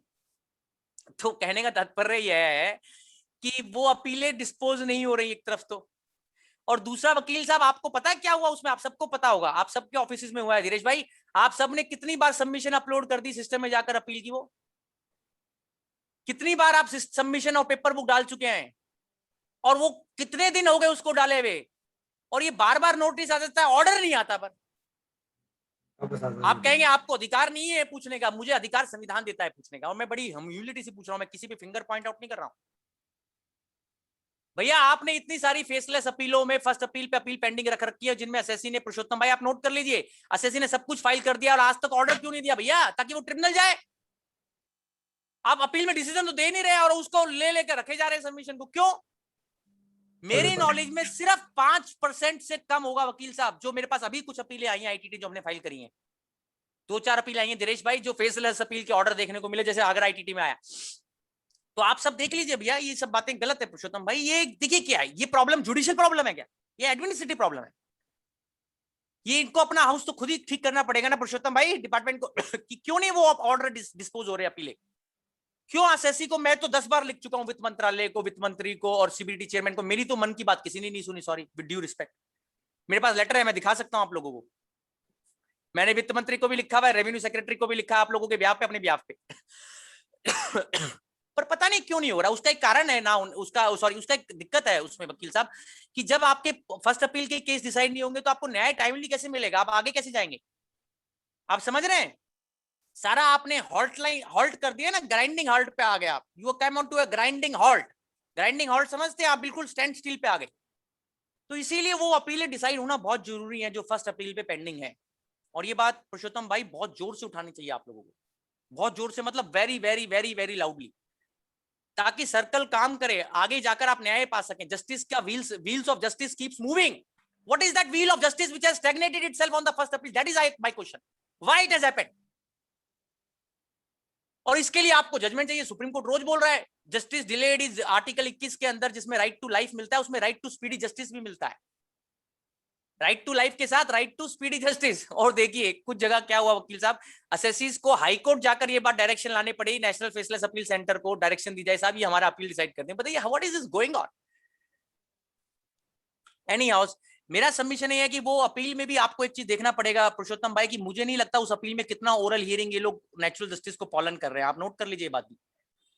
मुझे आज तक वो एसओपी नहीं मिला वकील साहब जो फर्स्ट अपील के लिए इन्होंने बनाया हो, असेसमेंट कभी नहीं मिला, और आप मुझे भेज देंगे तो बड़ी कृपा होगी मेरे पर, मैं और इंस्टीट्यूट के अंदर लोगों को दे पाऊंगा, मेरे को नहीं मिला, और जज साहब को भी दिखा पाऊंगा। मेरे जैसे कमजोर व्यक्ति को, कम समझ के व्यक्ति को बिल्कुल नहीं समझ में आ रहा कि वो कब एसओपी आएगा जो इनका अपने, इन्होंने कहा था हम बनाएंगे, पर वो बनाकर मेरे को तो नहीं समझ में आया कहाँ है, देखा नहीं हमने भी। अरे भैया फिर आप मेरा अपील कैसे डिसाइड कर रहे हैं जब आपने बनाया नहीं तो, और आप 2 साल हो गए, कब 1 साल हो गया, सितंबर 2020 की बात है ना, दीनदयाल उपाध्याय वो था, क्या था ऑनरेबल दीनदयाल उपाध्याय साहब का वो था, तब इन्होंने 25 सितंबर की डेट थी शायद 2020, if my memory is not wrong. तो उसके बाद पुरुषोत्तम भाई आज 25 सितंबर 2021 आने वाला है, वो एसओपी का है फर्स्ट अपील का, मुझे दे दीजिए ना प्लीज, मैं आपसे हाथ जोड़ के मांग रहा हूँ। नहीं है, नहीं, देखा नहीं। तो नहीं है, तो एक बात मुझे समझाइए कि गोयल साहब जो हमारी सारी डीमोनेटाइजेशन की अपीलें पड़ी हैं, ज्यादातर अपीलें जो पेंडिंग होगी ना अभी डीमोनेटाइजेशन की भी हैं, असेसमेंट ये 17-18 वाली, तो उनका आप न्याय करने जाएंगे तो मैं अपना मन का बात कैसे समझाऊंगा, ये कैसे निकल के आ रहा है, उसमें ओरल हियरिंग कैसे मिलेगा, ये सब पता है आपको वकील साहब, और उसमें टेक्निकल ग्लिच आ जाएगा नहीं उसका, आप अच्छा ये नया वर्ड आ गया टेक्निकल ग्लिच, अरे भैया ये क्या तरीका हुआ, ये क्या कोई टेक्निकल ग्लिच, क्या कोई ऐसा जैसे टेक्निकल ग्लिच क्या ऐसा नाम है भगवान का कोई कि जिसको लेने से जो भी गलती हुआ है वो सब क्योर हो जाता है, हैं? अभी क्या हो रहा है धीरेश भाई, कोर्ट्स में खड़ा होकर डिपार्टमेंट क्या बोलता है विद ड्यू रिस्पेक्ट, कहता है साहब ये टेक्निकल ग्लिच है। Sir sorry, this is not a technical glitch, this is a blunder. अगर आप मेरा केस डिसाइड कर रहे हैं जिसके सिविल कॉन्सिक्वेंसेज हैं और एक सीरियस इनॉर्मस कॉन्सिक्वेंस है और आप फिर भी बोल रहे हैं टेक्निकल ग्लिच है, तो ये टेक्निकल ग्लिच नहीं है, ये कुछ और ग्लिच है। आप नोट कर रहे हैं मेरी बात? Yes, yes. What is this technical glitch? Is it a kind of a word which by taking the name of which you get purified? ये कोई जो होता है वाटर प्यूरिफायर होता है, ये कोई प्यूरिफायर है उसकी तरह? सॉरी, तो ये अलग वर्ड बन गया है, वर्ड ऑफ द डे, अभी talk of the town, technical glitch. Sir technical glitch, अरे भैया आपने जीएसटी में भी टेक्निकल ग्लिच करे, वो तो कोर्ट ने कहा ना पुरुषोत्तम भाई, बिल्कुल सही है। ऑन रिकॉर्ड है, मेरा कपिल गोयल नहीं बोल रहा हूं मैं, Bombay high court, Gujarat high court, सबने कहा नहीं कहा। और अभी ये आप इसमें भी यार ये फिर टेक्निकल ग्लिच आ गया, तो इसमें हम क्यों मर्सी पे? Why SSC is at mercy? My question is this, technical glitch आपने करवाया है, करदाता ने करवाया है, डिपार्टमेंट ने किया हैं? और ये कैसा ग्लिच है कि जब आपने असेसमेंट तो चालू कर दी करदाताओं की अप्रैल करना, और आपको अभी तक पता नहीं था। वकील साहब इसको ऐसे भी पढ़ा जा सकता है कि जब आपने इतने लोगों का कर निर्धारण अप्रैल मई जून में कर दिया और आपको पता था कि आपके सिस्टम में ग्लिच है, तो आपने किस अधिकार से उनका असेसमेंट कर दिया, ये मैं आपसे पूछ रहा हूं। अगर आपको पता था तो ये बात, और ये आप हिट एंड ट्रायल कर रहे थे, चलो हिट एंड ट्रायल कर लेते हैं, ये कोई हिट एंड ट्रायल हो रहा है सर मेरे साथ? कोई वैक्सीन पहले दे दी, एक वैक्सीन पहले दे दी, चलो ठीक हो जाए, फिर रेमडेसिविर दे दी, फिर फलाना दे दिया, फिर ढिमकाना दे दिया, कोई this is going on like this? Sorry, I am sorry. अगर आपको लगता था कि आपके सिस्टम में ग्लिच है, तो भैया आपने अप्रैल मई जून में लोगों को परेशान क्यों किया उनके ऑर्डर पास करके? ये एक बड़ा इंपॉर्टेंट पुरुषोत्तम भाई सवाल है, जहां देश कोरोना वायरस की सेकंड वेव से जूझ रहा था, अभी ऑर्डर पास कर रहे थे। और जब आपने उसको बढ़ाना ही था सितंबर तक अपने हिसाब से, विद ड्यू रिस्पेक्ट, मेरी उनसे सहमति है कि उनके यहाँ पर भी हमारे डिपार्टमेंट के अच्छे दोस्तों का भी कुछ लोग चले गए हैं, बट मैं ये उसको डिसरिस्पेक्टफुली नहीं बोलता हूं। मैं ये कहता हूं कि जब आपको पता था वकील साहब कि इनका सिस्टम ठीक नहीं चल रहा है, तो who has set them to pass those series of orders in April, May, June and creating so much of demand? What was the hurry? What was the heaven falling on this earth?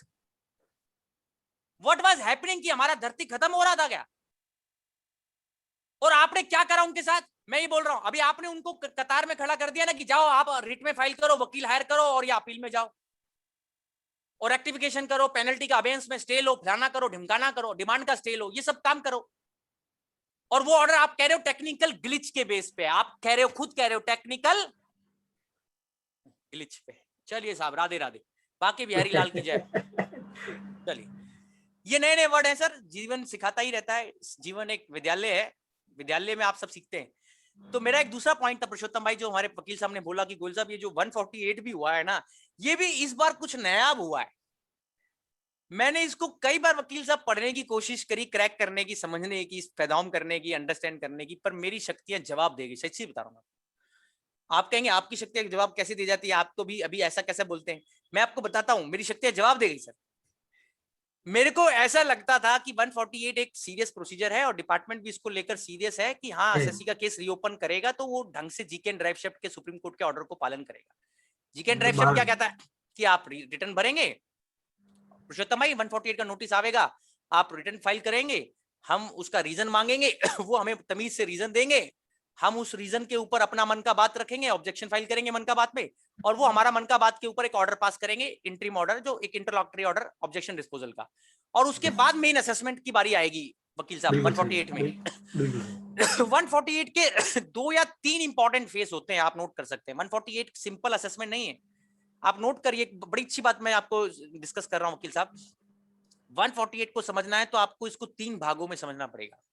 एक तो वो भाग जो GK and drive shift से deal करता है पुरुषोत्तम भाई, जो जीके एंड ड्राइव शिफ्ट के 4 स्टेप्स हैं, return filing under 148, reasons asking, filing objection against reasons and disposal of objections. फिर उसके बाद आता है आई एम सॉरी, फेज 1 था जीके, फेज 2 है 142 क्वेश्चनर स्टेज, जहां मेरे से आप क्वेश्चन पूछते हैं, मैं आपको डिटेल्स देता हूं, और तीसरा फेज है पुरुषोत्तम भाई शोको स्टेज। अब डिपार्टमेंट क्या करता है वकील साहब, आप नोट कर रहे हैं, एक जीके स्टेज हुई, एक 142 स्टेज हुई और एक शोको स्टेज हुई। डिपार्टमेंट ने अपने कन्वीनियंस के हिसाब से दिनेश भाई इन तीनों स्टेजेस का रायता सा बना दिया। सॉरी मैं ऐसे बोल रहा हूं, रायता वर्ड में जानबूझ के बोल रहा हूं कि ये कैसे हुआ। अब देखिए, ये आप कहेंगे ये कैसे हुआ, आपको सबको पता है कैसे हुआ। मैं आपको अपना बात बता रहा हूँ, फिर आप धीरेश भाई बोलना कि मैं गलत हूं या सही हूं, आप जरूर बोलना इस बात पे। अभी क्या हुआ, अभी 148 आया, 148 आया लेटर से अप्रैल या मई 2021 में, और आया लेटर से असेसमेंट ईयर 13-14 का, या असेसमेंट ईयर 14-15 का, या असेसमेंट ईयर 15-16 का, या 16-17 का, या 17-18 का। 5 साल इन्होंने टारगेट बनाए, 13-14 कर निर्धारण से असेसमेंट ईयर 17-18, 17-18, 5 कर निर्धारण वर्ष, 13-14, 14-15, 15-16, 16-17, 17-18, क्योंकि नया लॉ में कुछ ऐसा चेंज हुआ कि उनको 5 साल पकड़ना पड़ा। हाँ, तो मैं उस पर भी 2 मिनट में आऊंगा, पर अभी मेरा मेन बात क्या है पुरुषोत्तम भाई, जो मैंने दूसरा इशू, कंटेम्प्रेरी इशू ले रहा हूं 148 वाला, कि जब आपने मुझे 148 दिया, तो आपने पुरुषोत्तम भाई, पहले तो इन लोगों ने जब 148 दिए ना अप्रैल मई में, तो इनको ये नहीं था, इन्होंने अपने लिए तो नोटिस देने का वकील साहब टाइम बढ़ा लिया था, विद ड्यू रिस्पेक्ट। देखिए हम एकेडमिशियन है, हम पॉलिटिकल अपने लिए नहीं था। हाँ, अपने लिए नहीं था, सही बोला पुरुषोत्तम भाई, पुरुषोत्तम बात। अभी उन्होंने बाद में हमारे लिए किया, पर हमारे लिए कम डेट बढ़ाया, अपने लिए ज्यादा बढ़ाया, हमारे लिए 31 मई तक बढ़ाया, और अपने लिए नोटिस देने के लिए 30 जून तक बढ़ाया। ऐसा कुछ हुआ था या नहीं हुआ था? ये हुआ था, मई और जून किया था। मेरी मेमोरी बीमार नहीं है, उन्होंने जून किया था। हाँ, तो आगे बढ़ते हैं, आगे बढ़ते हैं। तो ये भी मेरे लिए धोहात लगता है, हमारे मारवाड़ी में बोलते हैं धोहात, समझते हैं आप, अपने लिए कुछ और स्टैंडर्ड है और मेरे लिए आर्टिस्टिक कुछ और है, इसको बोलते हैं डिस्क्रिमिनेशन। सॉरी, आगे बढ़िए। मैंने कहा कि साहब मेरे को 148 का नोटिस आया, दिनेश भाई मैंने रिटर्न भर दिया। अच्छा, वो रिटर्न भी उनको कौन सी पसंद है, गाना है ना, मुझे ये पसंद है, मैं गाना समझ गया आप, इनको रिटर्न पोर्टल वाली पसंद है, वैसे तो लेटर वाली रिटर्न पसंद नहीं है। जबकि वकील साहब ये भी गलत है, रिटर्न कोर्ट कहता है लेटर वाला भी रिटर्न पसंद होना चाहिए, बट वो कहते हैं साहब हमें तो जो चीज है वो पोर्टल से पसंद है, पोर्टल के जरिए जो आएगा हम उसे ही कबूल कबूल कबूल करेंगे, वरना नो। So you understand. तो आपने रिटर्न भर दिया किसी तरीके से, बड़ी जद्दोजहद से, अपने तरीके से, भैया आपने राम जी का नाम लेके, हनुमान जी का नाम लेके, शाम देवता का, सब देवी देवताओं का नाम लेके 148 का रिटर्न पोर्टल से भर दिया। ठीक है पुरुषोत्तम भाई, रिटर्न पोर्टल पे भर दिया। अब क्या हुआ, जब रिटर्न भर दिया तो क्या होना चाहिए, और रीजन आपने मांग लिए तो रीजन आने चाहिए ना पुरुषोत्तम भाई, आने चाहिए ना, रिटर्न भरने का देना चाहिए तुरंत, लेकिन देते नहीं है ना। दिनेश भाई अब मेरे साथ अटेंशन पे करिए 5 मिनट प्लीज। अब क्या हुआ, अब रीजन नहीं आए, और रीजन आना का मतलब क्या होता है, मैं आपसे पूछता हूं वकील साहब, रीजन आना क्या होता है, रीजन आना मतलब क्या होता है बताइए जरा। किस बेसिस पे नोटिस इशू किया है? नहीं पुरुषोत्तम भाई, ये भी नहीं, रीजन आने का मतलब आप नोट करिए कि जिस फॉर्मेट में रीजन रिकॉर्डेड है, जिसमें अप्रूवल साथ में है, आप नोट करिए, नोट करिए। रीजन वो रीजन जो पूरे कपड़ों के साथ, वस्त्रों के साथ, सॉरी मैं ऐसे बोलता हूं, क्षमा करिए मेरी उद्दंडता को या मेरी गलती को। रीजन मतलब पूरे रीजन का मतलब, पूरे रीजन मतलब फॉर्मेट में रिकॉर्डेड, जिसके अंदर अप्रूवल ली जाती है, अप्रूवल के साथ, और प्लस उसके साथ धीरेश भाई जो बैकग्राउंड मटेरियल है, जो जिसमें रीजन को रेफर करता है ना, जैसे हमें इस आदमी ने बताया, कपिल गोयल ने पेनी स्टॉक की एंट्री ली है, लॉन्ग टर्म कैपिटल गेन की। अब वो मटेरियल तो हमें पता नहीं वकील साहब, ना हमारे को मटेरियल पता, ना हमें अप्रूवल पता। अब आपने कैसे रीजन दिए पुरुषोत्तम भाई, धीरेश भाई, कैसे, ये पहली बार देख रहा हूं मेरे कैरियर में, 15 साल में मैंने ऐसे रीजन सप्लाई होते हुए नहीं देखे। इन्होंने हमें क्या किया पुरुषोत्तम जी, अब क्योंकि इन्होंने ये लेट हो गए थे, इनको लग रहा था कि ट्रेन कहीं छूट ना जाए स्टेशन से, तो इन्होंने क्या किया, शायद इसी वजह से गलती में, जल्दी में इन्होंने 143(2) नोटिस दिया, और उस 143(2) के नोटिस के अंदर एक रीजन का एक्सट्रैक्ट दिया आपको। आपको दिखाऊं मैं कैसा, शुड आई शो यू? मैं आपको दिखाता हूं सर, मैं आपको दिखाता हूं सर।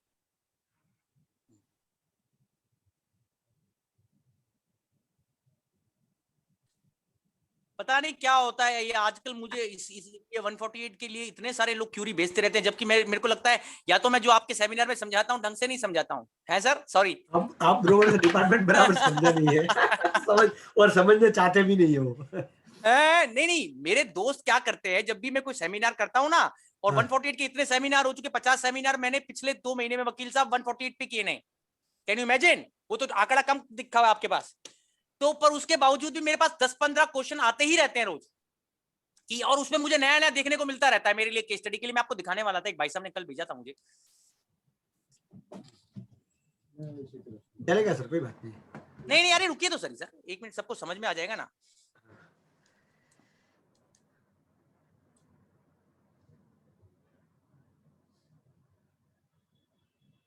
एक मिनट मुझे दीजिए, just bear with me for minute sir. Yes, no problem sir.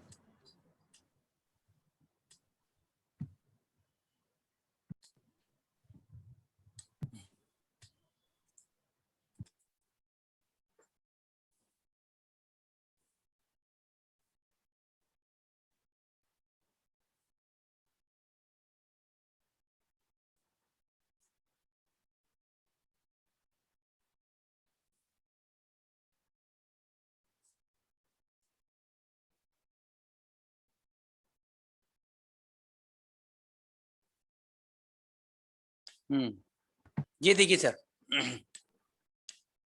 आया सर, मेरा स्क्रीन शेयर हुआ? यस हुआ Yes. 143 to read with section 147 of income tax. मैं ऊपर जाता हूँ, सॉरी। थोड़ा नीचे ले। हाँ हाँ, अब ये देखिए, ये क्या है दिनेश भाई, ये रीजंस क्या है? ये रीजन इन्होंने क्या किया, 143(2) का और रीजन सप्लाई करने का कॉम्बो बना दिया, 2-in-1 कॉम्बो, वीसीआर और वीसीपी का कॉम्बो। पुराने जमाने में होता था वीसीआर और वीसीपी साथ साथ आते थे, ये कॉम्बो है। कॉम्बो समझते हैं, जैसे कॉम्बो मिलता है आजकल। तो अब ये क्या किया इन्होंने पुरुषोत्तम भाई, मेरा इसी पे सवाल है, 10 मिनट में इसी को डिस्कस करूंगा भाई साहब। सबसे पहला इसमें गड़बड़ ये हुआ, मृदुल जी, आपको, आपके ऑर्गेनाइजेशन को बहुत सीरियसली इन बातों को टेकअप करना चाहिए। ये सारा इंडिया में इन्होंने ऐसा किया है, ये वन इंडिया चल रहा है काम। ये क्या कहता है कि 143(2) हम रीजन, और ये रीजन क्या है? ये रीजन नहीं है पूरे फॉर्मेट में, इसके अंदर अप्रूवल नहीं है, नहीं है, बिल्कुल नहीं और इसमें बैकग्राउंड इंफॉर्मेशन भी जो इसको रिलाई कर रहे हैं ना, जिसको जो इंफॉर्मेशन यहाँ रिलाई हो रही है, वो भी नहीं है। तो कहने का तात्पर्य यह है कि, और अभी आरएससी को वो 4 जो जीके ड्राइव शिफ्ट की स्टेज से तो आप गुजरे नहीं, आपने 143(2) की स्टेज कैसे आ गई?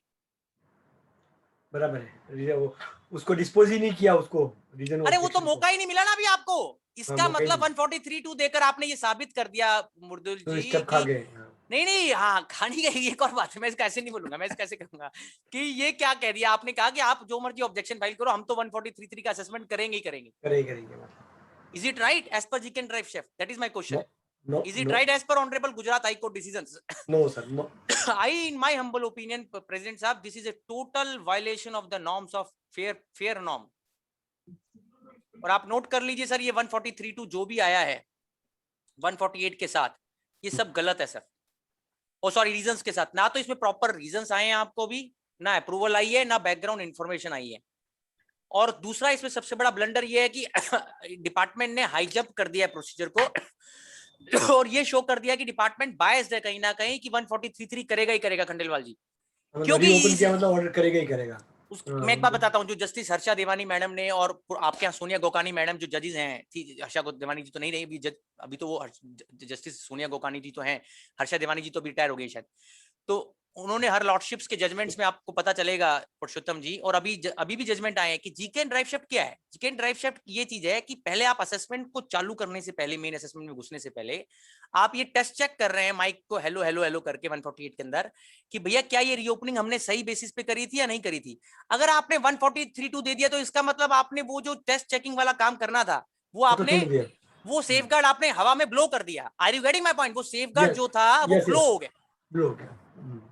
पर आपके लिए आगे अपील के लिए, रिट के लिए बहुत इंपॉर्टेंट पॉइंट है। मेरा हम्बल ओपिनियन ये है पुरुषोत्तम जी, ये गलत है और इसके लिए आपको जजमेंट चाहिए। आप कहेंगे गोल साहब आपकी बात हमें ज्यादा अच्छी, मतलब आपकी बात पे भी विश्वास है, पर हमें कोई जजमेंट बताइए तब हमें आपकी बात पे ज्यादा विश्वास होगा।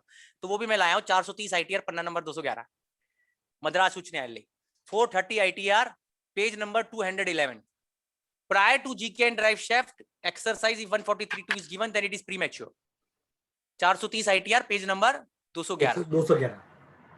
अब ये बात समझ में आ गई पुरुषोत्तम भाई?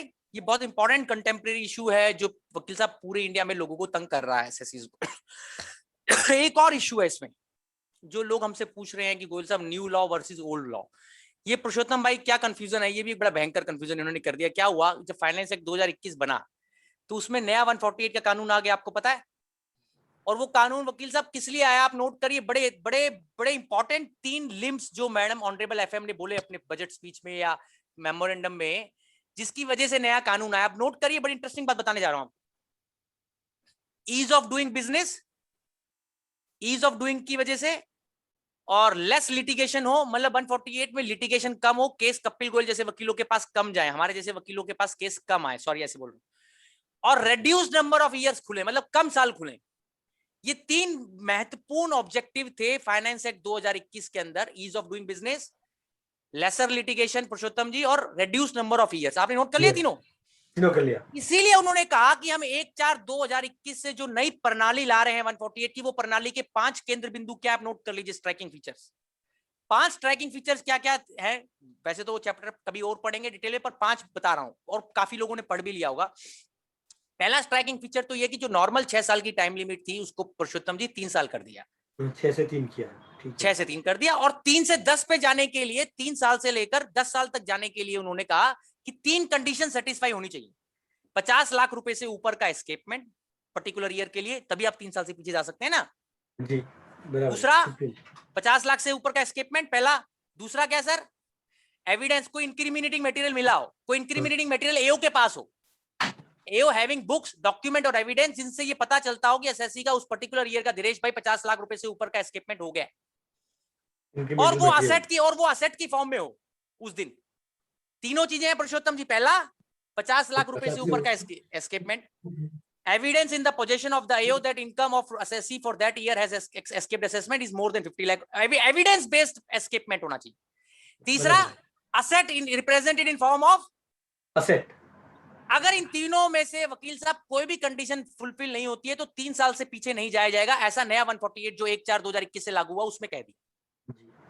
फिर उन्होंने चेंज किया अप्रूवल में भी कि 3 साल के अंदर रीओपनिंग हो रही है तो प्रिंसिपल कमिश्नर अप्रूवल देंगे, और 3 साल के बाद और 10 साल के बीच में हो रही है तो प्रिंसिपल चीफ कमिश्नर अप्रूवल देंगे। नोट कर लिया आपने पॉइंट? यस। तीसरा स्ट्राइकिंग फीचर, पहला स्ट्राइकिंग फीचर जो टाइम लिमिट 3 साल कर दिया और 10 साल को उन्होंने कंडीशनलाइज कर दिया। दूसरा सर अप्रूवल चेंज हो गया, प्रिंसिपल 3 साल से कम में प्रिंसिपल सीआईटी और 3 साल के बाद चीफ कमिश्नर। तीसरा महत्वपूर्ण चेंज वकील साहब जो उन्होंने एक्ट में एक नया सेक्शन डाल दिया जो जीके एंड ड्राइव शेफ्ट का अवतार है, जैसे कहते हैं ना भगवान विष्णु के कई अवतार हैं, तो जीके एंड ड्राइव शेफ्ट का नया अवतार लिया, एक जन्म हुआ एक सेक्शन का, नया सेक्शन का 148 कैपिटल ए।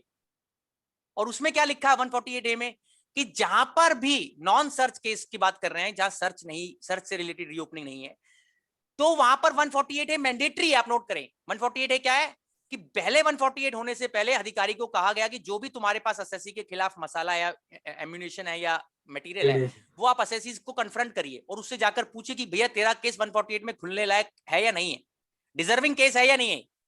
तो वो 148 एक मिनी इंक्वायरी हो गया, मिनी ट्रायल, मिनी इंक्वायरी। ऐसा तो कोई करता नहीं है सर।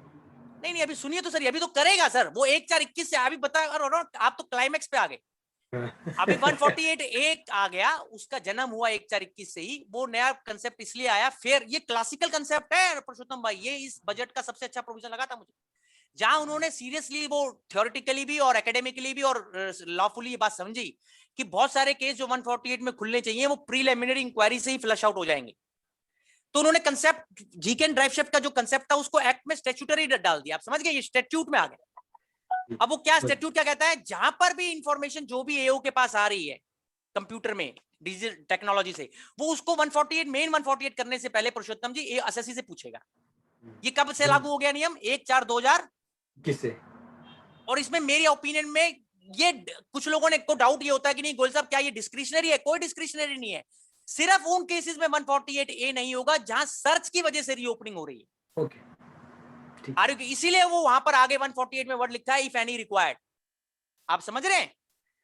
कहने का मतलब ये हुआ 148 is mandatory in normal cases where reopening is made after 1 April 2021। तो ये तीसरा स्ट्राइकिंग फीचर था। और उसमें एक ऑर्डर भी पास करेगा पुरुषोत्तम भाई, इसमें लिखा हुआ है डिसीजन लेगा एओ कि जब आपसे इंक्वायरी करेगा और आप रिप्लाई फाइल करेंगे तो वो आपसे पूछेगा, तो वो एक डिसीजन लेगा प्रीलिमिनरी अपनी इंक्वायरी का कि क्या मैं इसमें आगे 148 के लिए आगे बढ़ूं या नहीं बढ़ूं। फिर चौथा स्ट्राइकिंग फीचर नोट करिए इस नए कानून का, इन्होंने इसमें 153 ए को और 153 कैपिटल सी को मर्ज कर दिया, उनका अमालगामेशन कर दिया, त्रिवेणी बन गया। त्रिवेणी समझते हैं आप? त्रिवेणी जैसे इलाहाबाद में त्रिवेणी संगम है ना, जहां गंगा यमुना सरस्वती त्रिवेणी संगम है इलाहाबाद में, ये भी संगम बन गया। नोट करिए कैसे बना, मैं आपको बताता हूं। अभी नया 148 जो है उसमें पुरुषोत्तम जी 153 ए की आत्मा भी आ गई और 153 सी भी आ गई। मतलब जो नया सर्च केस होगा 1/4/21 के बाद सर्च होगी, उसका रीओपनिंग 153 ए में नहीं होगा, 153 सी में, उसका रीओपनिंग भी 148 में होगा। अब कोई स्पेशलाइज्ड सर्च असेसमेंट नहीं है, उसको भी 148 में मर्ज कर दिया उन्होंने। That is the fourth striking feature of the new 148 law. Are you noting my point? Yes.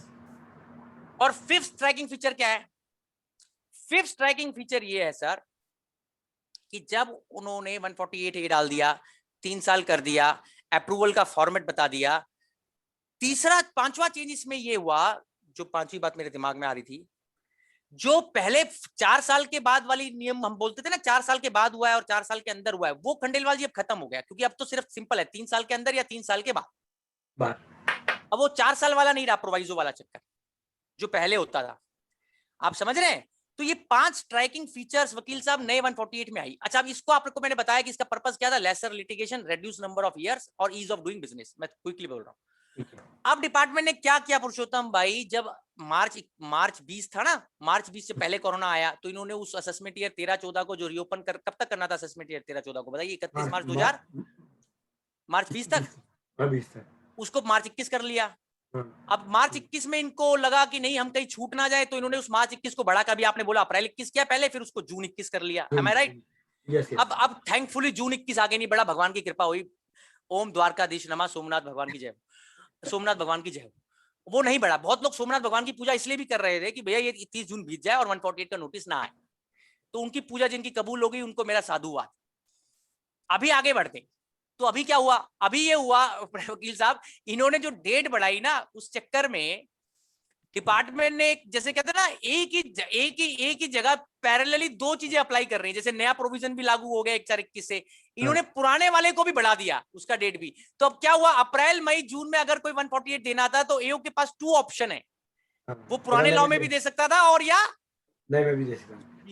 ये कैसे हो सकता है? Is it possible Khandelwal ji? By any sense of law and logic? तभी बॉम्बे हाई कोर्ट में जो दोनों रिट पिटीशन गई, जिनको आपने पढ़ा होगा, टाटा के केस में और एमआईडीएस के केस में, एक जहांगीर मिस्त्री साहब ने आर्ग्यू करी है और एक पार्टीवाला साहब ने आर्ग्यू करी है बॉम्बे हाई कोर्ट में। तो वहां उन्होंने ये पॉइंट लिया धीरेश भाई कि क्या ये जो पुराने लॉ में 148 अप्रैल में इशू हुआ है नोटिस और मई में हुआ है, वो सही है गलत है? वो बिल्कुल गलत है, मेरा ओपिनियन भी है, और बॉम्बे हाई कोर्ट ने उसको एडमिट करके स्टे कर दिया है उस प्रोसीडिंग को। और वो क्यों किया वकील साहब? क्योंकि जब नया लॉ पार्लियामेंट से पास हो गया और वो 1/4/21 से कानून बन गया, तो पुराने लॉ को डेलीगेटेड लेजिस्लेशन के अंदर डेट बढ़ाकर आप कैसे यूज कर सकते हैं? That is the moot point. आपके समझ में आया? इन्होंने डेलीगेट उसको डेट जो बढ़ाया वो गलत बढ़ा दिया, उसको ऑफ करना भूल गए, उस पंखे को जो पहले ही चल रहा था, वो लाइट को ऑफ करना भूल गए जो नए कानून में आ चुकी थी। तो अब खंडेलवाल जी मुझे नहीं पता क्या होगा भैया, देखो भविष्य का मैं तो कोई अंतर्यामी हूं नहीं, पर मेरे को जितना आप लोगों ने सिखाया भैया, देखो ये सब गलत है, ये सब बिल्कुल गलत है। हाउ इज दिस पॉसिबल कि पार्लियामेंट से जब लॉ बन जाता है और वो ऑलरेडी एनेक्टेड लॉ है, इनऑपरेटिव लॉ है, आप पुराने लॉ को कैसे घसीट सकते हैं सर? इससे सॉरी धक्का मार सकते हैं, उसको धकेल सकते हैं ऐसे, जैसे धकेला मार्च से अप्रैल में धकेल दिया और अप्रैल से जून में धकेल दिया, ऐसे करके ये कोई धकेलना हो रहा है क्या? और ये गलत है बिल्कुल, मैं बता रहा हूं, it is total unconstitutional to my humble sense, to my limited sense, to my little sense, to my hollow sense, to my respectful sense, to my humble sense. Any house, ये इशू समझ में आ गया आप सबके साथ? खंडेलवाल जी ये गलत कर दिया इन्होंने, एक वो गलती करी और फिर उसके साथ 143(2) का जो कॉम्बो बनाकर दे दिया रीजन के साथ, ये भी गलत। और ये सारा क्या बन गया इससे, ये 148 की जो रूपरेखा थी ना, वो जो 3 स्टेजेस मैंने आपको लिखाई थी, अब आप समझ पाओगे, वो सब बिगड़ गए, सब बिगड़ गए। अब एक और इसमें क्लाइमैक्स पे ले जाता हूं आपको, एक और हाइट पे। अब ये क्या पूछ रहे हैं हमारे दोस्त लोग सेमिनार में कि क्या गोयल साहब ये 148 का जो जैसे होता है ना हमारे यहाँ, पुरुषोत्तम जी आप समझेंगे, मारवाड़ियों में वकील साहब होता है कि जैसे व्रत करती हैं औरतें तो उसका उद्यापन भी होता है, उद्यापन समझते हैं, टर्मिनेशन, समापन। अब ये 148 का समापन कौन करेगा? वो जो जुडिक्शनल है जिसको पुरुषोत्तम जी जानते हैं, जो अहमदाबाद में बैठा है, या वो करेगा जो फेसलेस असेसमेंट जिसको नहीं जानते हैं? नोटिस तो इनके नाम से आ रही है अभी। हाँ, अब ये इन्होंने प्रैक्टिकल बात बोला कि गोयल साहब अभी तो उसका ऑटोग्राफ आ रहा है, हम जाते हैं चाय पी के आ सकते हैं। चाय पीना अपराध नहीं है, चाय पीना शगुन का काम है। मैं उसको ऑस्पिशियस इपोकल लेता हूं, चाय पीने को इपोकल माना जाता है हमारे यहाँ। अभी आप बात समझिए, अभी आप आगे चल रहे हैं, वकील साहब समझ रहे हैं क्या हो रहा है इसमें? क्या कहा उन्होंने, सीबीडीटी ने कहीं कहा कि साहब जब 143 टू 148 में आ जाएगा तो वो म्यूटेट कर जाएगा। फिर वो म्यूटेट वर्ड आ गया, म्यूटेट कैसे कर जाएगा? वो फेसलेस असेसमेंट की गोद में चला जाएगा। सर मेरे को इससे बहुत बहुत बहुत बहुत बहुत आपत्ति, और आप भी नोट कर लीजिए, आप प्रधान है इस बड़ी इतनी बड़ी उसके संस्था के, कि आप जब जिस प्रोसीडिंग को एओ ने चालू किया सर, उसका उद्यापन वही ऑफिसर करना चाहिए। आप बोलेंगे, मैं इसको आपको 2 लॉजिक देता हूं। एक लॉजिक आप नोट करिए, सेक्शन 151A, आप खोलिए किताब है अगर आपके पास, सबके पास, किसी के पास, तो आप खोलिए 151A में क्या लिखा हुआ है। 151A में पुरुषोत्तम भाई ये लिखा हुआ है, faceless assessment of income escaping assessment. 151A खुली। मैं आपको बड़ी इंटरेस्टिंग चीज दिखा रहा हूं कि देखिए जिन्होंने कानून बनाया है वो भी कई बार ऐसा होता होगा कि उनको शायद ये होता होगा कि ये कानून अभी पता नहीं काम का है या नहीं है, पता नहीं, भगवान जाने। तो अभी ये faceless assessment of income escaping assessment है 151A, ये आया है पुरुषोत्तम भाई, इसको इंसर्ट किया गया था 1 नवंबर 2020 से, आप नोट करिए। और आज तक faceless assessment of income escaping assessment में वकील साहब कोई भी 148 का फेसलेस असेसमेंट वाला स्कीम नोटिफाई नहीं हुआ है। सिर्फ 3 स्कीम आपके पास है सर, मैं बता रहा हूं आपको। 144B वाला है, नॉर्मल असेसमेंट का, पेनल्टी का है और फर्स्ट अपील का है। Yes. आप नोट कर रहे हैं वकील साहब? 3 ही Correct, फेसलेस correct. कंसेप्ट्स हैं आपके पास जो practically Faceless operative. assessment of income escaping assessment. Yes. इस नाम से कुछ भी इस सेक्शन में कोई नोटिफिकेशन नहीं आया अभी तक पुरुषोत्तम जी 151A में। तो भैया आपने 148 को कैसे ले जाएंगे जब तक इस सेक्शन को आप चालू नहीं करेंगे, इसका उद्घाटन नहीं करेंगे, इसका इनॉग्रेशन नहीं करेंगे, इसको कंसेप्चुअलाइज नहीं करेंगे, इसको ऑपरेशनलाइज नहीं करेंगे। आप समझ गए मैं कहना क्या चाह रहा हूं? बिना 151A को ऑपरेशनलाइज किए हुए क्या आप जो 148 हो रहा है उसको फेसलेस में म्यूटेट कर सकते हैं? जब बीच की यात्रा के अंदर कि जब आप गंगोत्री की, यमुनोत्री की और बाबा अमरनाथ की आधी यात्रा कर चुके हैं। नहीं होना चाहिए। ये मैंने नहीं करा। एक हमारे सीनियर दोस्त है दिनेश भाई जैसे, वो नाराज हो गए मुझसे। नाराज नहीं, वो कह रहे यार आप ऐसे कैसे बोल रहे हो? मैंने कहा भैया 151 ने पढ़ी है ना, ये हमने तो नहीं बनाया। ये सेक्शन किस लिए बना हुआ है? ये ऑर्नामेंटल सेक्शन है क्या?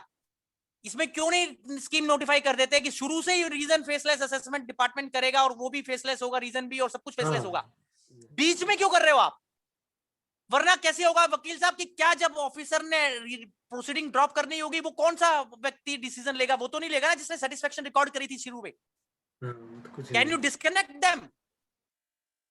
This is my second point. और गुजरात हाईकोर्ट ने कई जगह बोला है, हाइनअप में और Pankaj Shah 425 ITR page number 70 note कर लीजिए आप, मेरा फेवरेट ऑर्डर है 425 आईटीआर पेज नंबर 70 कि that there should be unity committee between the officer who records the reasons and between the officer who concludes the proceedings. Am I with you or not?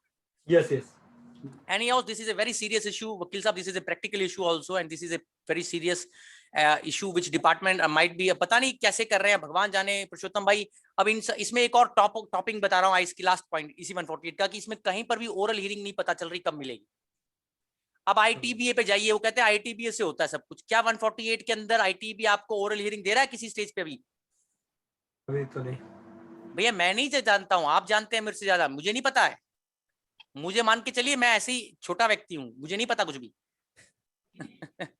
कहाँ दे रहा है वो कह रहे हैं ITBA पे reason upload हो गए हैं। किसी केस में तो मिल जाते हैं जिसके प्रारब्ध अच्छे होते हैं, किसी में नहीं मिल पाते। ये कैसा ITBA है?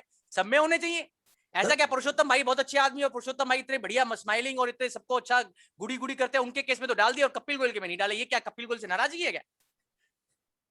है पुरुषोत्तम भाई? वो तो सबके लिए होना चाहिए ना सर। स्टैंडिंग ऑपरेटिंग प्रोसीजर तो कुछ फॉलो ही नहीं कर रहे, मन ही नहीं, तो क्या करेंगे ये लोग? नहीं, फिर वो ट्रांसपेरेंसी कहाँ है? आपने नोट किया था, मैंने ऐसे नहीं बोला था। स्टडी में करा था आपको बोर करने के लिए नहीं बोला था मैंने ट्रांसपेरेंसी वर्ड और प्रेडिक्टेबिलिटी वर्ड, सिर्फ कहने के लिए, समझाने के लिए बोला था। अभी तो मोदी साहब ने बोला सारा असेसमेंट इनकम टैक्स का ट्रांसपेरेंसी से होगा, अकाउंटेबिलिटी से होगा और प्रेडिक्टेबिलिटी से होगा। और मेरे लिए तो मोदी साहब के वर्ड भगवान के वचन के बराबर है सर, किसी के लिए है या नहीं है। Sorry, I am sorry, due respect. अभी आप बोलिए कि प्रेडिक्टेबिलिटी कहाँ है, अभी आप बोलिए ट्रांसपेरेंसी कहाँ है, अभी आप बोलिए अकाउंटेबिलिटी कहाँ है, ये सब आपके लिए। तो ये सब बातें हैं दिनेश भाई। हाँ, क्या बात बोली आपने। एक और आपने मेरा मन का बात पकड़ लिया आपने दिनेश भाई, आप मेरा मन का बात पकड़ चुके हैं। अच्छा दिन आएंगे, बिल्कुल सही कह रहे हैं। तो ये बात थी वकील साहब। नाउ यू विल अप्रिशिएट कि दैट जो आपने शुरू में कंटेम्प्रेरी इशू वाली बात रखी थी, मैंने पूरा 148 भी क्लियर कर दिया कि जो इन्होंने 143(2) दिए साथ में वो भी प्रीमैच्योर है। जो इन्होंने जी कैन ड्राइव शेफ्ट को प्रॉग कर रहे बिना उसका गला घोट दिया मेरे हिसाब से जी कैन ड्राइव शेफ्ट का कहीं ना कहीं, और उसको आगे बढ़ पड़े हैं। मैं बोलूंगा स्ट्रेंगुलेट बोलते हैं ना, स्ट्रेंगुलेट मतलब किसी का गला घोट देना। और उसके बावजूद आपने ये ओल्ड लॉ का और न्यू लॉ का दिनेश भाई सब कुछ वो कर दिया है, कुछ अजीब सा कर दिया सिस्टम। और फिर उसके बाद अभी आप कहीं पर भी सिस्टम में ITBA में कुछ हियरिंग का कोई पता नहीं है कि कहाँ ओरल हियरिंग मिलेगी, कौन ओरल हियरिंग करेगा। अभी ये भी मिस्ट्री और सस्पेंस है। सस्पेंस समझते हैं, सस्पेंस थ्रिलर मूवीज होती है, ये भी सस्पेंस थ्रिलर मूवी की तरह चल रहा है 148। चलिए, एक और बात मैं आप लोगों के साथ शेयर करना चाह रहा हूँ कंटेम्प्रेरी इशू में वकील साहब। अभी ये दोनों चीजों के बाद एक चीज और मेरे दिमाग में आती है, जो आपके यहाँ मुझे कुछ लोगों ने पुरुषोत्तम भाई पूछी थी, जरूर मेरे को ड्यूटी बनती है, थोड़ा समय बचा है जितना भी।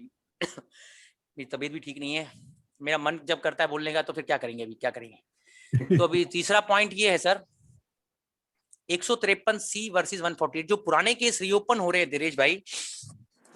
जो पुराने केस मतलब आप समझते हैं, जो इन्होंने दे दिए पुराने लॉ में, मैं नए लॉ की बात नहीं कर रहा हूँ, जो इनके हिसाब से इन्होंने अप्रैल मई जून में या मार्च में आपको नोटिस दे दिए, और जिनमें जैसे लेटर से एक प्रैक्टिकल केस स्टडी ले लेते हैं अपने लोग सर, कि लेटर से एक एसएससी की किसी इंफॉर्मेशन आई किसी की सर्च से कि साहब हाँ इसके यहाँ सर्च हुई थी, आदमी क्या फलाना ढिमकाना गए और इसकी सर्च में ये पता चला कि इस आदमी ने ये बोगस एकोमोडेशन एंट्री लिए, लेटर से पेनी स्टॉक या शेयर कैपिटल या कुछ भी पुरुषोत्तम भाई, और ये जनरली होता है और इस सीजन में क्योंकि 5 साल है तो इसमें ज्यादा हुआ है।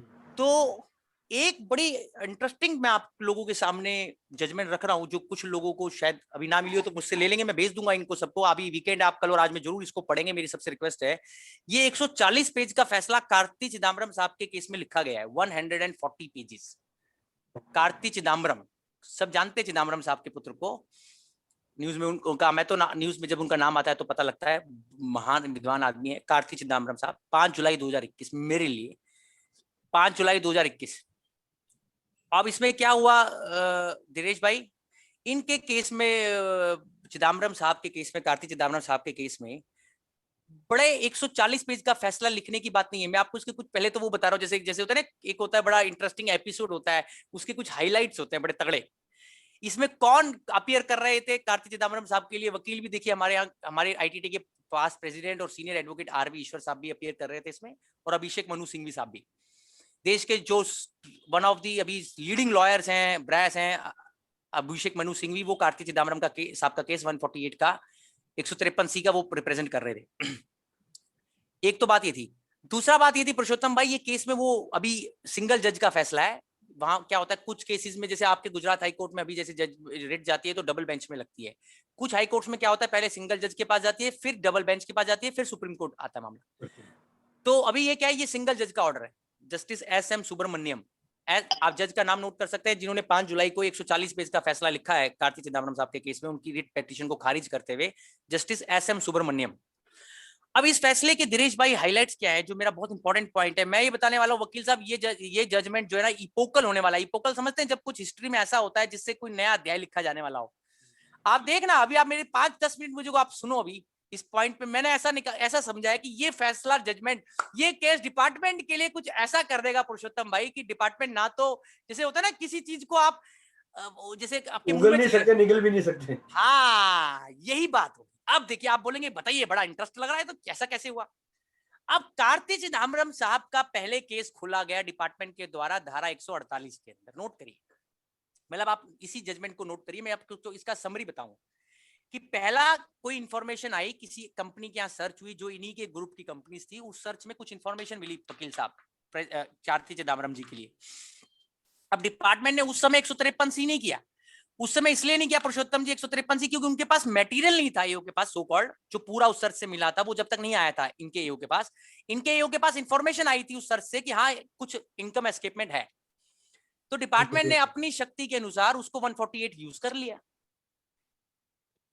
अब प्रेसिडेंट साहब ये जब केस चल रहा था ना 148 का, तब वो पूरी फिल्म का मटेरियल आया, जैसे ट्रेलर आया 148 के टाइम पे, सॉरी ऐसे बोलता हूं, और पूरा मसाला आया जब इनकी असेसमेंट। अच्छा उसी सर्च का आप ऐसा समझो प्रैक्टिकली कि किसी एक्स के यहाँ सर्च हुई और उस एक्स के यहाँ वाई का कुछ इंफॉर्मेशन मिला। अब वो कायदे से तो दिनेश भाई वाई का केस तभी खुलना चाहिए जब सारा का सारा मटेरियल वाई से संबंधित एक ही उसमें बारी में वाई के एओ के पास जावे। ऐसा नहीं हुआ इस केस में। इसमें पीसमिल मैनर में काम हुआ, मुझे ऐसा समझ में आया। आप नोट करिए, बड़ी इंटरेस्टिंग बात, पीसमिल मैनर कैसे। पहले कुछ इंफॉर्मेशन पास करी इन्वेस्टिगेशन विंग ने पुरुषोत्तम भाई एओ ऑफ कार्ति चिदम्बरम को, उसके बेस पे 148 रवाना कर दिया गया। जैसे स्टेशन से ट्रेन छूट गई 148 का रवाना। अब 148 की ट्रेन जब यात्रा कर रही थी, चल रही थी, तो और मटेरियल आ गया, और बहुत सारा, अरे इसमें इतना भी मिला है। तो उस ट्रेन की यात्रा को वहां रोका गया 148 की, और एक नई यात्रा चालू गई 153C में। कौन सी यात्रा चालू की गई? 153C। और वो 148 की यात्रा को डिपार्टमेंट ने उसको अबेट कर दिया, ड्रॉप कर दिया, और 153C को इनिशिएट कर दिया। अब कार्ति चिदम्बरम साहब के वकीलों ने जब कार्ति चिदम्बरम साहब का जो पक्ष था हाई कोर्ट के सामने, मद्रास उच्च न्यायालय के सामने, कि साहब ये आपने 148 को ही गलत लिया था, आपने 148 ही गलत लिया, तो आपने 153C को जब उसके बाद कन्वर्ट किया वो भी आपने गलत कराया। तो कार्ति चिदम्बरम साहब के दोनों आर्गुमेंट्स थे कि 148 भी गलत है और 153 भी गलत है। गलत है। आपने नोट कर लिया ये बात, ये भी नोट कर लीजिए। अब इस केस में धीरेश भाई जज साहब ने जो सबसे अच्छी चीज करी, जो मुझे लगा, उन्होंने एक एकेडमिक ज्ञान दिया 40-50 पेज में। इसमें 140 पेज में 40 पेज इस बात पे लिखे गए हैं पुरुषोत्तम भाई कि 143(3) का क्या दायरा है। नोट करिए, आप इसको नोट नहीं करेंगे जब तक इसकी खूबसूरती समझ में ही नहीं आएगी आपको। ये इतनी शानदार चीज है, तभी वो उगलना निगलना वाला बात समझ में आएगा। जज साहब ने इसमें 143(3) कहां लगेगा पहले तो ये बताया, स्क्रूटनी असेसमेंट क्या होती है। फिर ये बताया प्रेसिडेंट साहब 148 क्या होता है। फिर बताया 153A और 153C क्या होते हैं। इन तीनों कंसेप्ट्स का आपस में क्या तालमेल है, समन्वय है, कोरिलेशन है, इसको इससे ज्यादा बढ़िया मैंने जजमेंट नहीं देखा एकेडमिक। आपने नोट कर लिया है बात धीरेश भाई? 148 कार्तिक चिदम्बरम के केस में 142, हाँ जी, 148, बड़े लोगों, कोई चीजें ऐसी होती है जो बड़े लोगों के केस में ही होती है। आप समझते हैं ना ये बात भी, फिल्मों का तो ये भी होता है। अभी क्या हुआ, आगे चलते हैं। अभी फिल्म का क्लाइमैक्स नहीं आया। अब क्या हुआ, डिपार्टमेंट ने इसमें ये कहा कि सर देखिए, हमने 148 लिया था, वो बात हमारी सही थी क्योंकि उस दिन हमारे पास कुछ इंफॉर्मेशन आ गई थी। और हमारे डिपार्टमेंट ने ये कहा कि साहब हमने 153C में कन्वर्ट किया क्योंकि हमारे हिसाब से, हमारा मानना ये बहुत इंपॉर्टेंट है पुरुषोत्तम भाई, जो उगलना निगलना आपको बताएगा। डिपार्टमेंट ने ये कहा कि the moment department gets that कि there is a material in the search of this SSC, department 148 के साथ कंटिन्यू कर ही नहीं सकता था। डिपार्टमेंट के पास एक ही तरीका था इस असेसमेंट का उद्यापन करने का और समापन करने का, 153 कैपिटल सी, और जो कि उन्होंने बहुत सारे और केसेस में नहीं किया है, जिनकी यात्रा इन्होंने 148 से चालू करके 148 पे ही खत्म कर दी है, या उसको 153C में प्रॉपर्ली कन्वर्ट किया ही नहीं है। या जहां 153C प्रॉपर्ली यूज होना चाहिए था धीरेश भाई, वो यूज ही नहीं हुआ है। तो इस केस में तो उन्होंने बोल दिया कि हमने यूज किया 153C को, 148 को ड्रॉप कर दिया। क्या बाकी सभी केसेस में ऐसा किया है उन्होंने? अगर एक के लिए किया तो सबके लिए एप्लीकेबल होना चाहिए।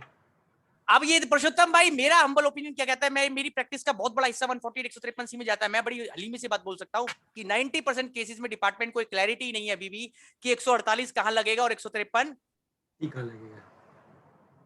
और आप ये बात नोट करिए, गुजरात हाईकोर्ट ने भी एक जगह बोली हेवल शाह के केस में कि 1 जून 2015 के बाद 153C में संशोधन हो गया धीरेश भाई। 1 जून 2000, आप नोट कर लीजिए, 1 जून 2015 के बाद जो सर्च होंगी और जो 153C लगेगा 1 जून 2015 के बाद से, उसमें वर्ड पर्टेन्स टू भी डाल दिया 153C में और रिलेट्स टू भी डाल दिया कि कोई भी इंफॉर्मेशन किसी की भी मिले तो 148 तो नहीं हो सकता, 153C ही होगा। ये कहां लिखा है? 153C amended by finance act 2015, 1 जून 2015 के बाद की सर्च के लिए। तो पुरुषोत्तम भाई, मेरा सबमिशन ये था कि जो भी आपको रीओपनिंग के नोटिस आ रहे हैं, आप कहेगा डिपार्टमेंट अभी कर लेगा, वो नहीं कर सकता। वो तो सर्च 153C का टाइम लॉक हो चुका, वो तो जब तक कर सकते हैं असेसमेंट ऑर्डर पास, जब तक उसका 153A वाले का टाइम लाइन में, आप समझ रहे हैं? बराबर है, वो तो गया। तो इसलिए वो गया। हाँ, तो अभी आपको ये भी ध्यान रखना है कि डिपार्टमेंट ने कार्ति चिदम्बरम साहब का केस एक बड़ा इंटरेस्टिंग केस स्टडी बनेगा आगे आने वाले टाइम में, क्योंकि डेफिनेटली मुझे उम्मीद है ये हाईकोर्ट डबल बेंच में भी जाएगा, सुप्रीम कोर्ट भी जाएगा। और ये कॉमा है, फुल स्टॉप नहीं है मेरे हिसाब से। बिगिनिंग ऑफ द जर्नी है, एंड ऑफ द जर्नी नहीं है। तो आप इस बात को ध्यान रखिए कि इस जजमेंट से आपको ये एक बहुत इंटरेस्टिंग फूड फॉर थॉट मिलता है धीरेश भाई कि कितने केसेस में, आप नोट कर रहे हैं मेरी बात धीरेश भाई? एक और बात नोट करवाना चाहता हूं जो मेरे को इसी से समझ में आई और ज्यादा, कि डिपार्टमेंट क्या करता है, पहले आधी अधूरी इंफॉर्मेशन के ऊपर गलत सेक्शन अप्लाई कर देता है और वो पूरी इंफॉर्मेशन कभी मंगाता ही नहीं है पुरुषोत्तम भाई, जिस दिन 148 कर रहा है। और इस बार के 148 में पुरुषोत्तम जी सबसे बड़ा एक और डिफेक्ट है जो मेरा ओपिनियन है बहुत सारे केसेस में, कि जो इंफॉर्मेशन वो रेफर कर रहे हैं वो उनके पास आई ही नहीं है पूरी। ओके। आप कहेंगे गोल साहब ये हमें कैसे पता चलेगा, ये एक्सपोजर हम कैसे कर सकते हैं? मैं आपको बता रहा हूं, आरटीआई से कर सकते हैं, फाइल इंस्पेक्ट करके कर सकते हैं। ओके, आरटीआई से भी कर सकते हैं और फाइल इंस्पेक्ट कर सकते हैं। दोनों लिख लिया आपने बातें? यस। और ये किस लिए जरूरी है? क्योंकि तभी तो पता चलेगा कि 153C होना चाहिए था, 148 होना चाहिए था, या कुछ भी नहीं होना चाहिए था। कैसे पता चलेगा? बराबर है, फाइल इंस्पेक्शन आरटीआई से बराबर है। और आपको ये पता करना इसलिए अनिवार्य है सर कि आपको पता तभी चलेगा कि राइट प्रोविजन कौन सा था धीरेश भाई। और सबसे बड़ी बात, एप्लीकेशन ऑफ माइंड इंडिपेंडेंटली हुआ नहीं हुआ, और पूरी मटेरियल एओ के पास आई थी नहीं आई थी।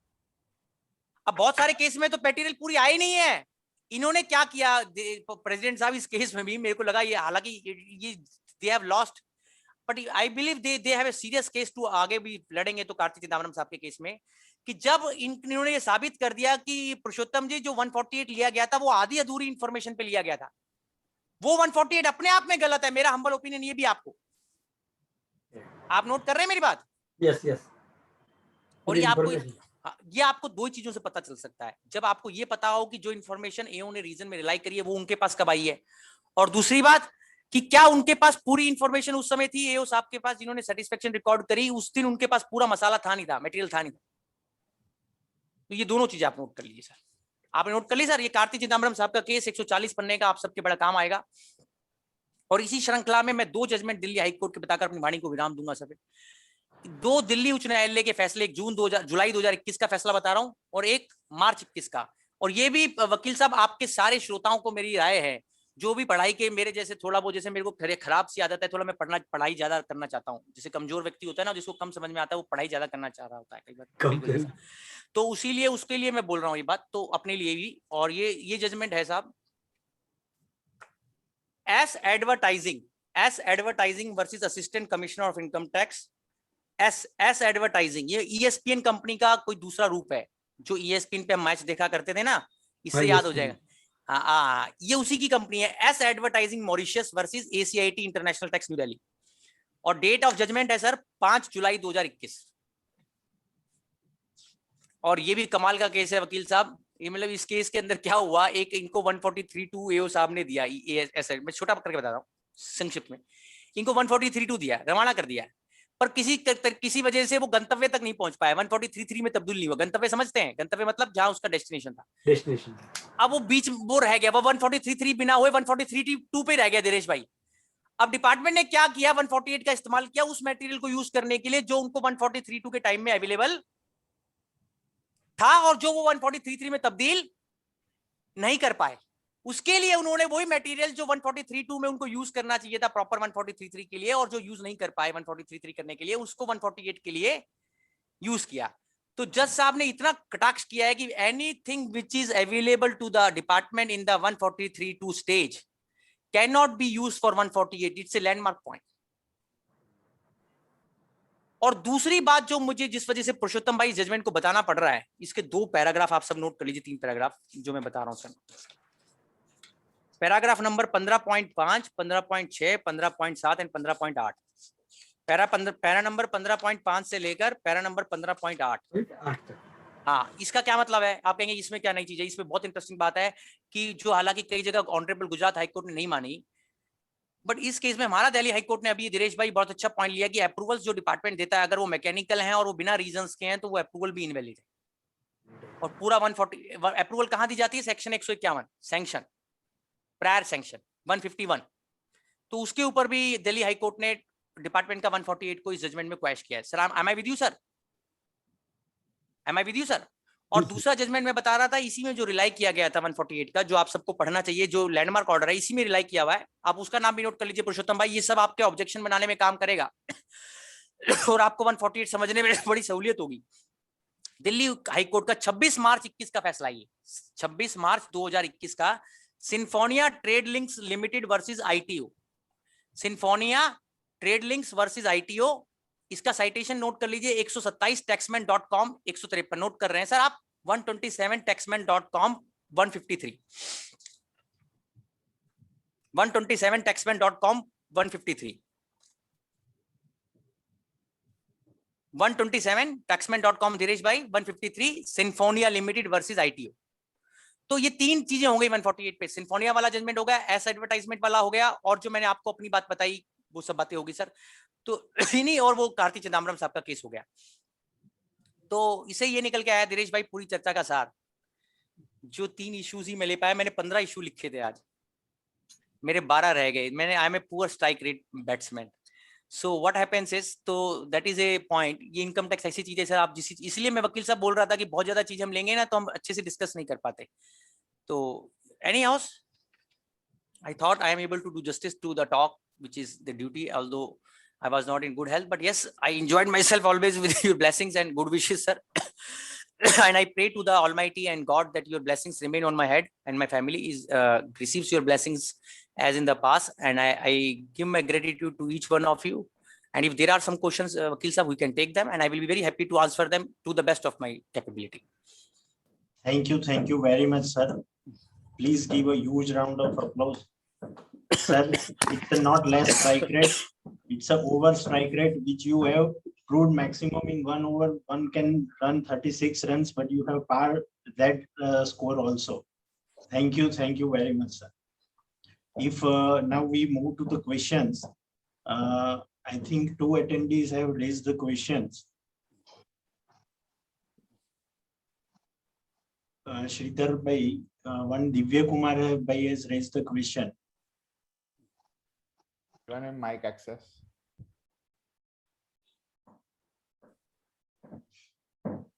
Marathi. છે.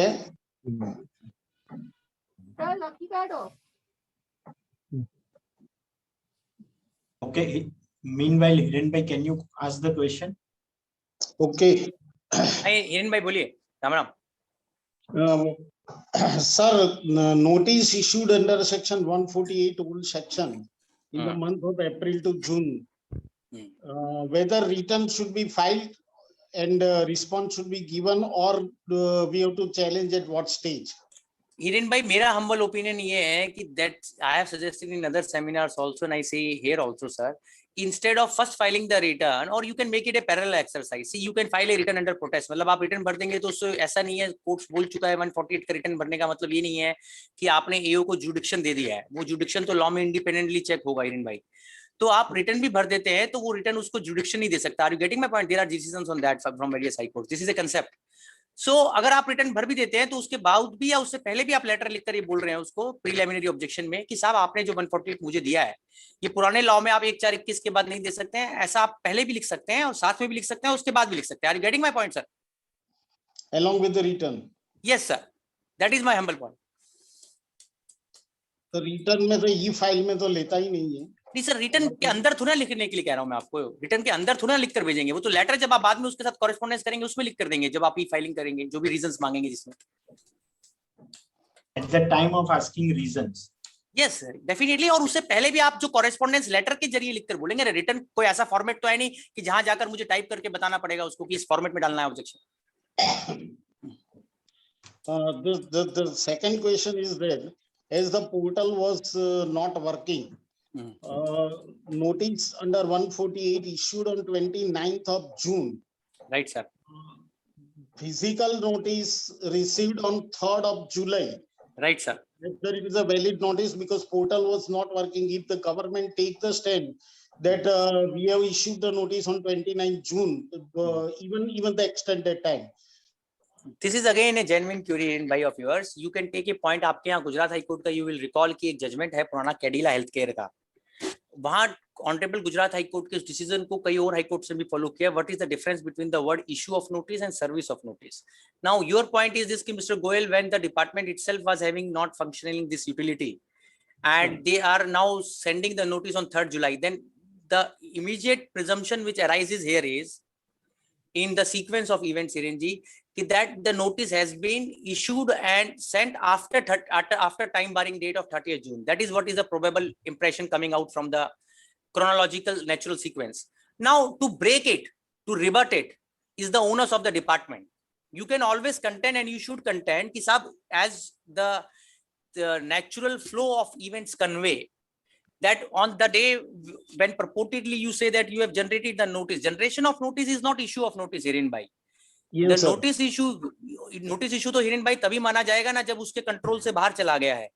तो वो डेट 31 जून के अगर बाद होती है हिरेन जी, तो ये नोटिस टाइम बार हो जाता है.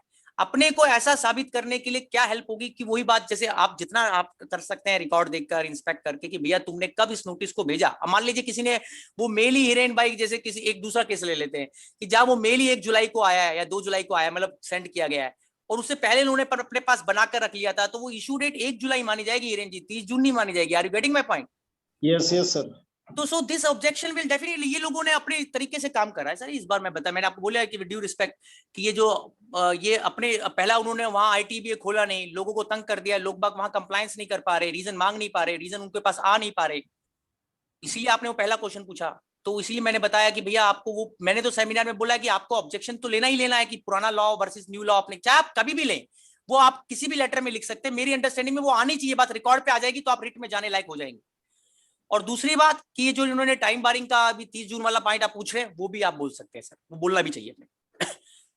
एक वर्ड में आपका डिस्क्राइब करना है टॉक टुडे में, it is excellent. Sir thank you Dinesh भाई। और कुछ हिरेन जी? नहीं तो you have explained wonderfully old section versus new section. There, I am also in full agreement with you. There cannot be two sections simultaneously on the statute. अब ये देखिए, ये भी एक पॉइंट है, इसीलिए मैंने वो कहा बड़ा हम्बली सर, बड़ी विनम्रता से, कि अकाउंटेबिलिटी और ट्रांसपेरेंसी और प्रिडिक्टेबिलिटी का नॉर्म जो है वो कहां तक हिरेन भाई हमारे साथ चल रहा है इस रिजीम में आज की तारीख में। 148, the word used is substituted. So, I think if you agree with me, substituted means the old section is repealed. Yes, definitely. See, therefore I said that one should always read that memorandum explaining provisions of Finance Act 2021 and those three golden reasons for which these new provisions are brought into the law, and it is replaced with the new provision, as you rightly say. So one should not forget, see, वो legislative parliament से बनाया हुआ law है, वो कोई delegated CBDT का बनाया हुआ notification नहीं है जो Finance Act 2021 है। और एक हमारे यहाँ कानून है सर, संविधान में बोला जाता है सबसे ऊपर क्या है। मैं एक और बात धीरेश भाई सब दोस्तों को साथ रिपीट कर रहा हूं, जैसे एक मंत्र है कि सबसे ऊपर संविधान, फिर उसके नीचे एक्ट, फिर उसके नीचे रूल, फिर उसके नीचे सर्कुलर नोटिफिकेशन और सबसे नीचे सिस्टम। कई बार मैं बोल चुका हूं अपने सेमिनार में, दोबारा बोल रहा हूं, ये अपसाइड डाउन हो गया है। सबसे ऊपर सिस्टम, फिर रूल, फिर बड़े छोटे का सर सम्मान करना पड़ेगा आपको सर इसमें। इसको नेल्सन थ्योरी बोलते हैं, Kelsen theory. You have to understand the way the law, this country follows the jurisprudence. Na constitution is the supreme law, supreme lex. Then substantive law made by the parliament, that is Income Tax Act 1961. Then Income Tax Rules 1962, sir. Then circulars notification, Khandelwal ji, and then system. It cannot be like this: first system, then rules, then circular, and then at the end act comes. Sorry, this is to my understanding wrong. And this conveys my point. Thank you. Any other questions from the participants?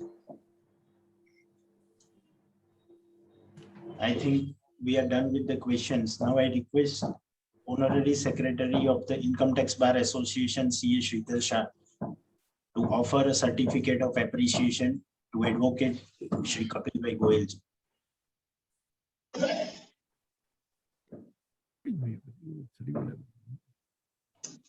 Sir, please kindly accept. I humbly accept it, sir, and with due humility and all respect and regards to the organization from my side, sir. Thank you. Thank you very much, sir.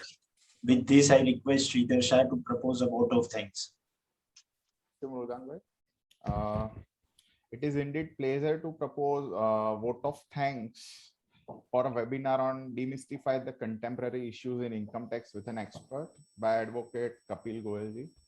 On behalf of Income Tax Bar Association Ahmedabad and All Gujarat Federation of Tax Consultants, I wish to thank our distinguished speaker for the day. We have witnessed a drastic change, and now the assessment and reassessment procedures are completely changed as compared to few years back. In last Finance Act, this part was the major changes in the field of direct tax.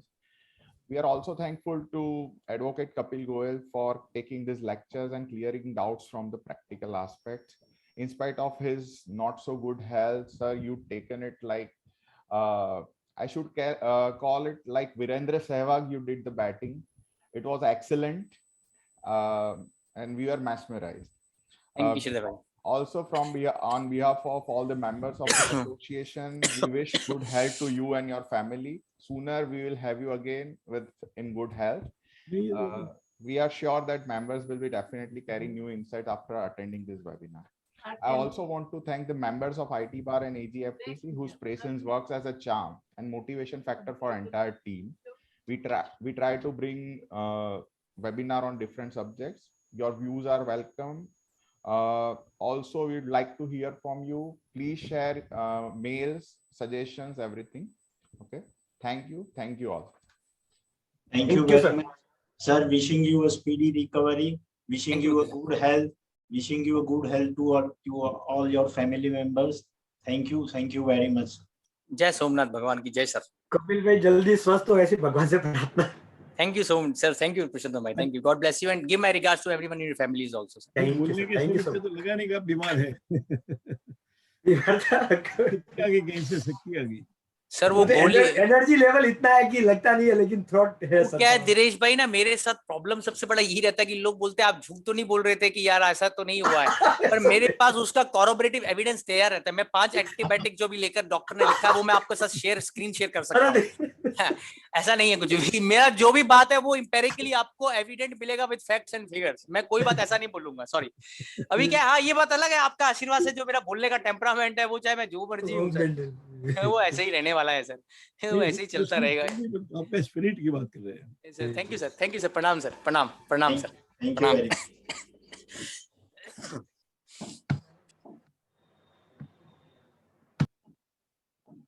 બોલો હવે meeting છે ને, શું 5 વાગે છે? નહીં તો આ છે ને લાયન્સ ની ના તમારે ત્યાં 4 વાગે છે ને 4:30. મારે કાગળ જ નથી આવતી.